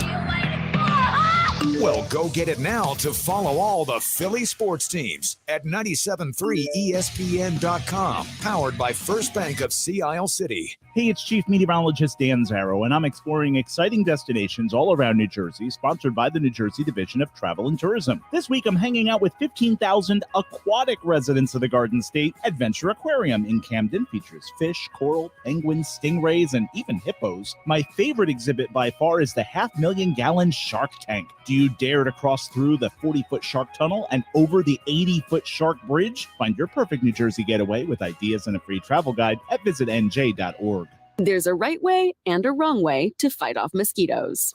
Karate chopping the air in a public place in front of your kids and their friends, Mom, is the wrong way.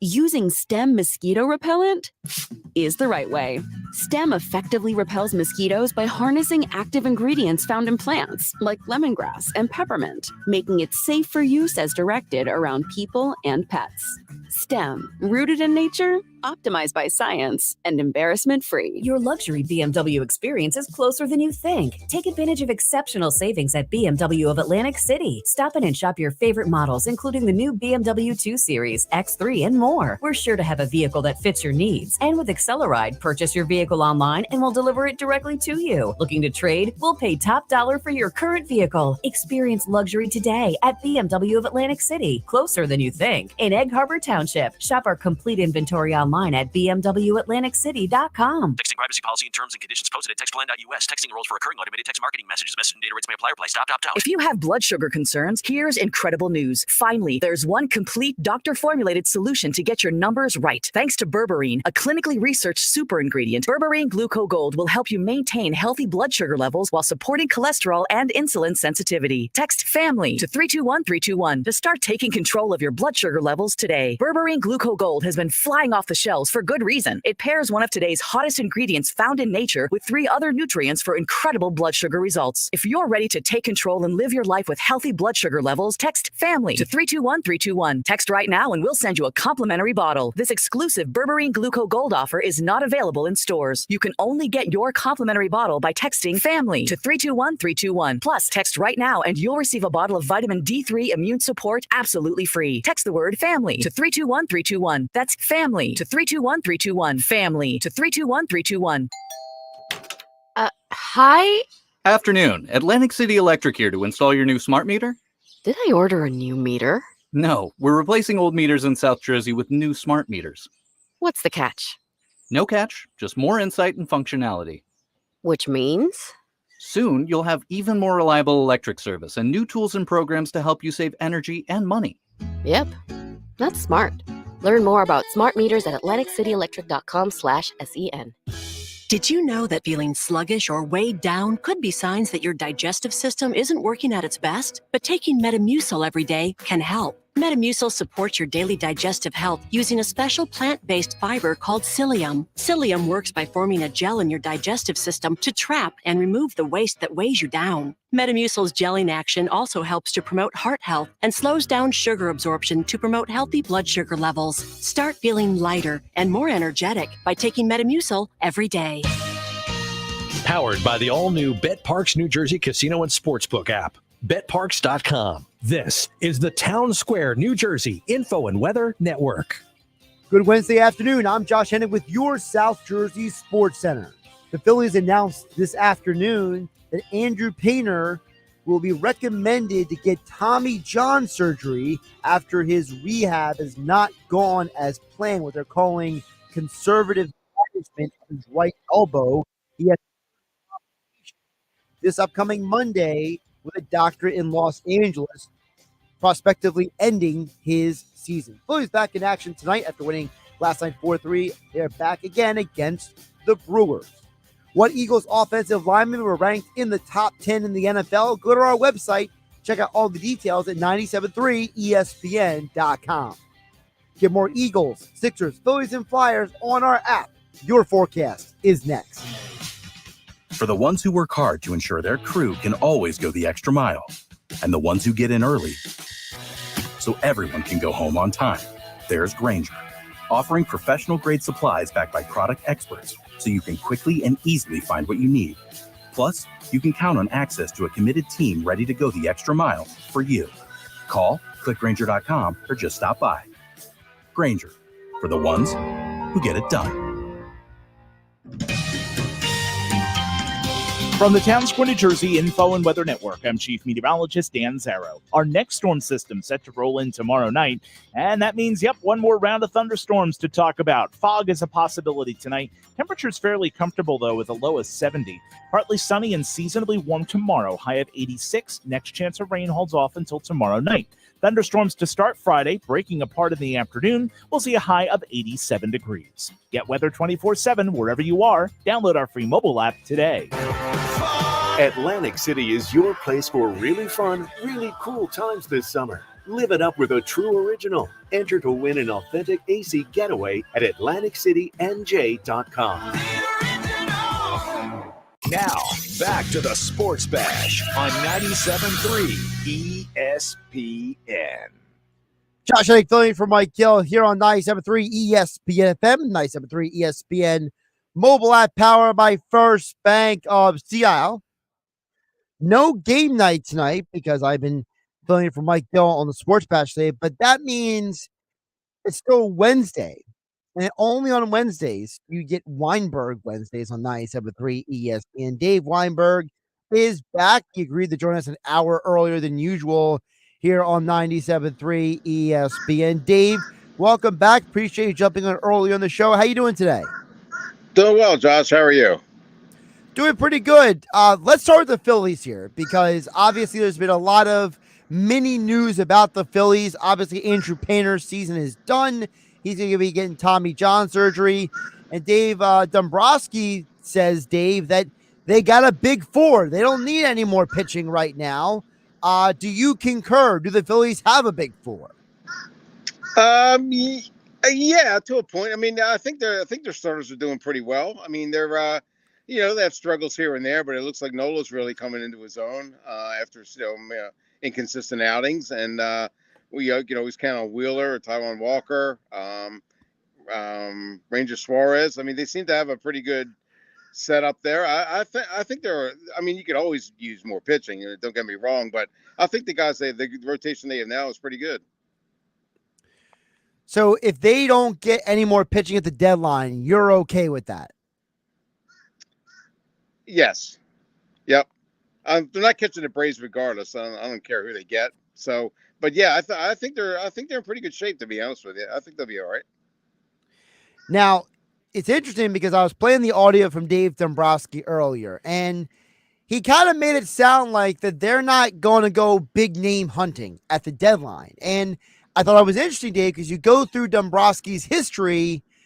What has he done? He gets guys like Steven Pierce for the Red Sox. He get guys like Omar Infante for the Tigers. He traded Darren Dalton, went to the Marlins back in 97. Yeah. So, he gets the guys who help you win, but not the big names. So, if you get another right-handed bat, but he's not a big name, that might be the way they can go. It might not be like necessarily like some big star player. Right. Yeah, like you mentioned, he does a pretty good job of filling holes or boosting what you think you need to give you that one extra player that maybe can not put you over the top, but at least put you in better position than you are. And yeah, I mean, it might not be a household name. It might not be a guy who's in the MVP conversation, but yeah, he usually finds a guy that can help you, and he's done a pretty good job of that so far.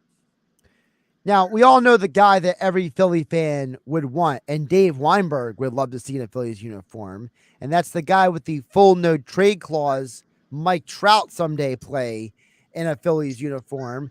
Dave, my position is this. If the Angels legitimately trade Ohtani, which it seems like the 50-50 conversation, to me, if I'm Mike Trout, I'm asking out of Angels land, but I just don't know if that's Trout's personality. I don't think he is like this guy who like makes waves and is some like demanding diva.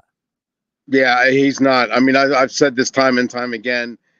People are clamoring, he's going to go to the Phillies. He should come home, go to the Yankees or what have you. He's very loyal. He's a very loyal guy, and he'll always be indebted to the Angels for being the team that gave him his first shot. And, he likes it out there. Naturally, he's pretty frustrated that they haven't been able to win. Of course, maybe if he could stay healthy for more than 10 games, that might help. But, yeah, I mean, he loves it out there. They love him. I don't see him going anywhere. I mean, he already has more money than you could possibly need, and he's building a golf course in Vineland, so we can come back here and play golf if he's homesick. So, yeah, I'm not anticipating to be in red pinstripes anytime soon. It's just crazy, though, because Dave last year only played 119 games. He still hit 40 homers, and there's 119 games. So he's still an amazing player. He is. Yeah. Yeah. So it's almost like you would tell Trout, be like, Mike, if you came to the Phillies, we don't even need you to play all the games. Just give us 115 and give us 35 homers, and we'd be happy. Yeah, really. That's true. Yep. Yeah, I don't see it ever happening, though. I really don't. How are you feeling about the Phillies coming out of the break? Obviously, they got beat up the Padres a little bit. Trey Turner, 7 hits in 7 games. Kyle Schwarber found out how to jump last night with that big catch at the wall. The Phillies look like a winning team right now, Dave. They do. They're on a little bit of a roll. They are. The Padres really baffle me. I mean, you see their lineup and the talent that they have. It's just amazing to me that they're struggling. I guess it's pitching like every other team that kind of does them in. But man, they got their lineup is stacked with talent. I'm really surprised, and I didn't know when did Juan Soto become such a butcher in left field? My gosh, I mean, he makes Schwarber looks like Paul Blair out there compared to. I don't know if you know who Paul Blair is, but you probably don't. Yeah. Do you know who he is? No, I don't. Oh, he was an outstanding center fielder for the Orioles in the 70s with Brooks Robinson, Frank Robinson, those guys. Okay, I know those guys. Kind of like the Gary Maddox of the 70s, if that helps you. All right. Anyway, Soto was just terrible in the outfield. I didn't know he was that bad. I don't know. He looked like disinterested almost. And, Schwarber had a nice catch, like you said, last night. So maybe that's a sign of better things to come. Maybe they are finally turning it around. I mean, they did it where they win like 3 out of 4 from the Padres. And they seem to be really on the right track. They're still not going to catch the Braves, but it looks like they're in pretty good shape for the wild card anyway. Yeah, and in today's world, all you gotta do is make the postseason, and you have a chance. Well, So they proved that last year, right? Exactly. Dave, I want to flip you over. Yeah. By the way, real quick, I was listening to Dombrowski talking about Bryce Harper playing first base, and he listening to your segment, and he's got like the best arm of any first baseman he's ever seen. What does that do? What good does that do you at first base? How many throws does he have to make? How does he have to have a rocket arm to throw it from first to home? I mean, if that's your determining factor on whether Bryce Harper can play first base or not, his arm, really? Well, I mean, I think the reason why Dombrowski said it, and I hear what you're saying, that it was kind of a weird thing to say, but I think the reason why Dombrowski said it was because that's the arm he had the surgery on. So the idea is that, like, hey, how's his arm? Like, that was the thing that people were concerned about, like when he got hit on the elbow last weekend. It was like, oh man, something wrong. So I guess Dombrowski thought that like giving out the information was a way of saying, hey, his arm is fine. And it's like, well, of course, if his arm is fine, he can throw the ball. Like, I feel like that's kind of like a Captain Obvious. But yeah, you're right though. The way he said it was very weird. Like, what does having the best first base arm even mean? Yeah, I don't get it. If his arm is that good, why not? Why isn't he back in right field? I don't know. I listen. The way this organization has, like, for lack of a better term, babied him along in his recovery. You're almost just like whatever, just stand. I mean, Harper's hitting 301. I don't care if he's the DH or first base at this point. Right. I mean, 4 homers is a little disconcerting, but that's all right. But he's still hitting the ball, yeah. I mean, as far as I'm concerned, I think the home run thing's a little overrated, honestly. I mean, at some point, it's like, Alec Boehm leads the team in RBI. He's not the home run hitter Schwarber is. So, I mean, as long as you bring the runners in the scoring position, I don't care how you do it. Yeah, that's true. Good point. Yep. I'm with you. Dave Weinberg joining us here on the Elite Acura Hotline here on the Sports Bash. Josh Hennig filling for Mike Gill on 97.3 ESPN. Check out Dave Weinberg's extra point columns over at 97.3 ESPN.com. Dave, we are days away from Eagles reporting the training camp, and the Eagles are going to be there next week. You covered the Eagles for many years, so I just want to get your insight on what are you, Dave Weinberg, looking for from the team as they report the training camp next week? I'm just beyond thankful that I don't have to go. But anyway, especially Lehigh. Oh my gosh, what a drive that was! It took forever to get there. And anyway, yeah, I'm just looking forward to them showing what they have. I mean, you're probably not going to see a whole lot with training camp in the preseason from the starters. I mean, Jalen Hurts, Jason Kelsey, Lane Johnson, those guys, they don't really need a whole lot of action to get ready for the regular season. So it's more about looking at the backups, like the Marcus Mariota, for example, and some of the rookies coming in, Jalen Carter, see if they can prove that they belong and that the Eagles made the right choice by drafting them as high as they did. It's funny because we probably have seen more Jason Kelsey at the beach in Sea Isle than we're going to see of Jason Kelsey for the next month in training. You got camp. it. That's right. Yep. He's been drinking more beers and he's going to take snaps. That's for sure. I mean, by the way, did you? I don't know if you saw, but there is someone got the video. Apparently, his wife was filming Kelsey and Kelsey's daughter walking off the beach, almost like eating in sync their ice cream while they walk next to each other. It's adorable. Oh, that's cute. Very nice. Yeah, so you're getting more Jason Kelsey beach pictures than you're getting anything else at this point. So, but that's fine. He's gonna be fine for the season. Yeah, he's earned it. Yep, that's true. And by the way, how about Lane Johnson? I mean, the guy is 5 months removed from torn adductor surgery, and he's already deadlifting 700 pounds. I mean, what a freakazoid he is. Yeah, he always has been. I mean, he's an athlete and a half. He was a quarterback and as a freshman in college, and kind of grew into tackle. But one of the elite athletes in the NFL. Had some help along the way earlier in his career. They kind of got him a little bit of hot water, but hopefully he's doing it the right way now. And yeah, I mean, he's like 31, 32, but he works out like a madman. Like he's like 25. I could see him playing like another 5-6 years easy if he wants to. It's weird because I was going through some of the information. Like I wrote that article about him deadlifting 700 pounds on the website at 973ESPN.com. And I was doing some research. I'm like, from the moment he came back in 2016 from that PED suspension to now has actually been the best years of his career from 2017 to last year. It's almost like once he stopped using the extra stuff that he got better and he got more focused. Yeah, that's true. But along with maturity comes improvement, I guess. Yeah, he kind of learned the right way how to do it. And yeah, there's no doubt he's made incredible gains, on and off the field. Seems to be really, grounded now. Family man, had some troubles with his emotional well-being for a little bit, but overcame that as well. So yeah, he seems like he's really on track, both physically, mentally, and emotionally, to have a really good season this year. Dave, as always, I know that you're a golf guy. So I am. I'm at Harbor Pines as we speak. Go ahead. There you go. Well, I told the people earlier that you and I always talk about the bets that we like or the guys that we like for the Open this weekend. Mm-hmm. So before I give you some of my names, I got them written down here for you. Tell me who you're feeling, who you are probably going to throw a couple shekels on for the weekend.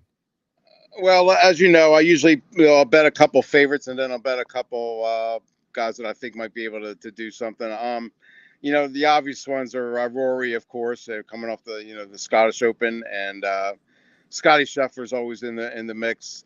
John Rahm probably too. I kind of think maybe Tommy Fleetwood might be a guy to watch. Okay. I think I'm going to probably throw 20 on him, and after that maybe Ricky Fowler. He seems to be playing like really well right now, and seems to be his swing seems to be finally straightened out. So I might take a chance on him, and a couple other guys. I'm not sure. Maybe Xander Schauffele might. I keep betting on him, and he keeps letting me down. So I don't know, but he's got to come through one of these days, though. Okay, let me hear yours. So here are my 5 guys. You had my number 1 guy is Rory. I'm all in on Rory for this tournament. I just think he's in the right place, right time. I agree with you on Rahm. I think Rahm's just playing good golf right now. I think you just can't go wrong with him. You stole one of my guys though, Schauffele. I like him for some reason in this tournament. I don't know why. Okay, I just feel like this might be a good weekend for him. So, all right, those are my initial 3. If you go down the list of people, though, all right, I like my top 5, top 10 number guys. Yes, I like. Now, I could be totally wrong, but I like Colin Morikawa top 10 finish at plus 280. Oh, okay, all right, yeah, you got to show me how to do that because I don't quite get it. I'm always picking 5 guys to win, and one of them maybe I win like $1.50. I just don't get the top 5, top 10 thing. You're gonna have to explain it to me off the air, I guess. Yeah, you got to roll. You got to scroll over on the app. It's like another tab altogether. Okay, all right. So I'll figure it out. All righty, maybe I'll do that. Call me later. It's fine. I like Brian Harmon too. I think he might bust through, only because he's left-handed. The other guy I'm interested in is, he hasn't played that well recently, but I gotta think at some point Hovland's going to make a dent in one of these tournaments, you know? Yeah, yep. I'm with you there. I forgot about him. Yeah, he's definitely on one of the contenders to look out for. I agree with you there. Yep. I mean, I don't know how I feel about these guys, but I see that, you know, Tony Finau is plus 480 to finish in the top 10. Shane Lowry is plus 310 to finish in the top 10. What does that mean? What? Like plus 480. What does the $20 bet get you if they finish in the top 10? I have to do the math, honestly. I mean, oh, okay, that's all right. That's all right. The system is built on if you bet $100, that's how much money you win. So, like, if you bet $100, you're winning 480, right? And you walk away with 580, basically. So, if you're betting, right. Okay, if you're betting 20 divided into 480, I'm doing math on the radio. That's what 120, I think. So 120 plus 20 is, I think you're winning $140. Oh, all right. I'll take that. Shoot. All right. That's margarita money for the week. That's margarita money for the week.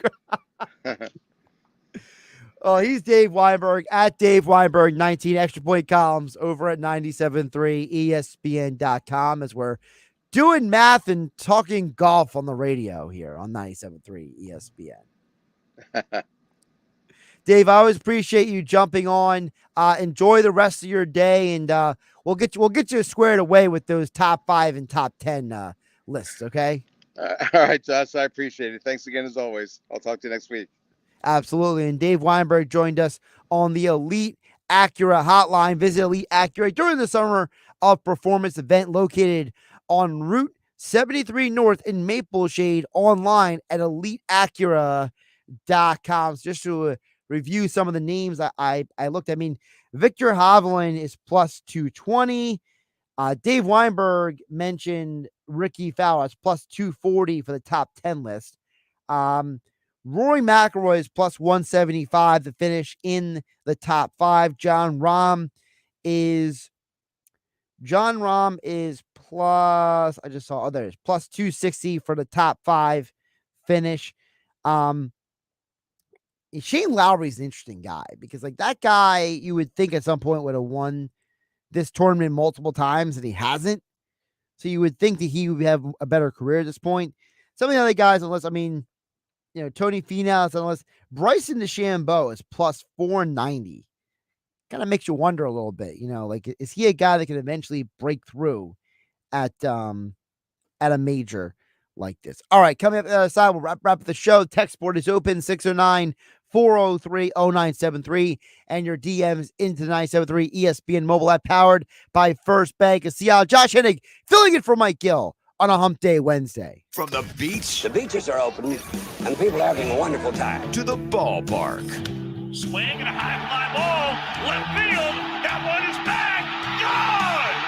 Harper delivers. We've got you covered. The Sports Bash with Mike Gill on 97.3 ESPN and the 97.3 ESPN free mobile app. With GMF financing to qualified buyers, excludes Corvette, excludes fire sales. This is it. The time has come for Bennett Chevrolet's biggest sale of the year. Bennett's Summer Sell Down Spectacular. First off, you get Bennett's exclusive GM supplier employee pricing on new Chevys. Yes, you pay what we pay, not a penny more. And unlike many other dealers, Bennett doesn't charge over MSRP. In fact, you can even get a new Chevy at thousands below MSRP. And there's available 1.9% financing. Looking for used? Our selection's never been better. Right now, Bennett is paying a record $10,000 minimum for any clunker towards any pre-owned in stock. That's a minimum 10 grand for any rat trap, any way you can get it to our lot. Imagine how much we'll pay for a good trade. Plus, Bennett Chevy's non-commissioned sales team is paid on your satisfaction, not how much you spend. So there's never any hassles or pressure. July is jumping all month long at Bennett Chevrolet during our summer sell down spectacular. Find new roads at Bennett Chevy, Egg Harbor Township, and BennettChevy.com. The Dell Technologies Black Friday and July event has arrived with limited quantity deals on top tech to power any passion.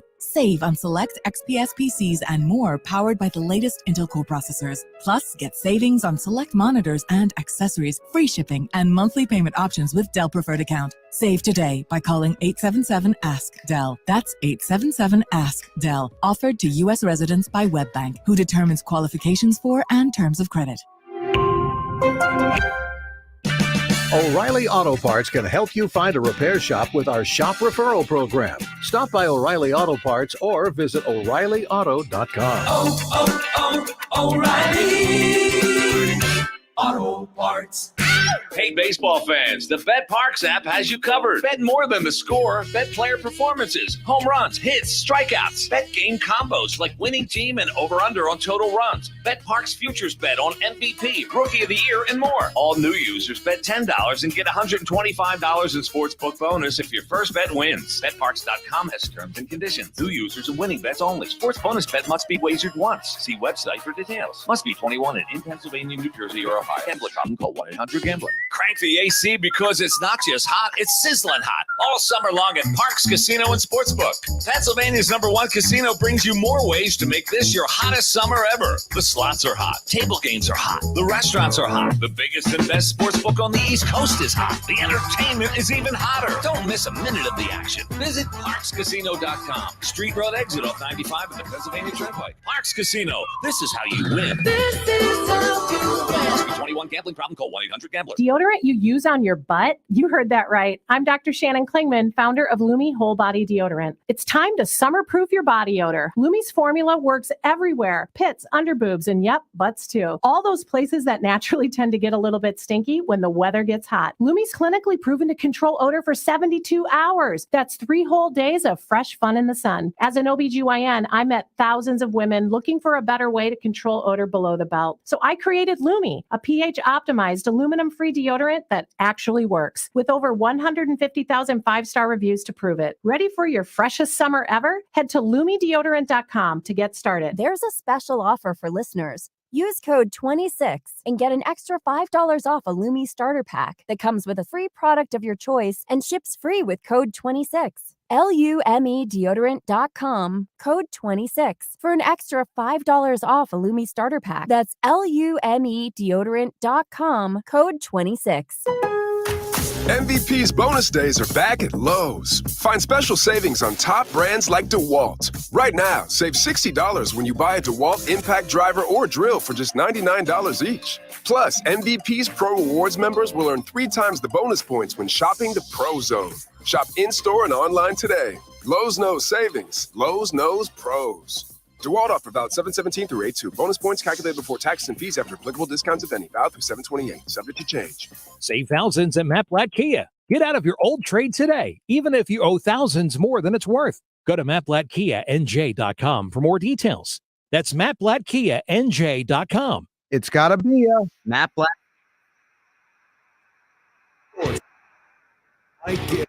On 97.3 ESPN, South Jersey's sports leader. Wrapping up the final segment of the Sports Bash today on 97.3 ESPN. I'll get to you guys in just a moment. The text board is open at 609-403-0973.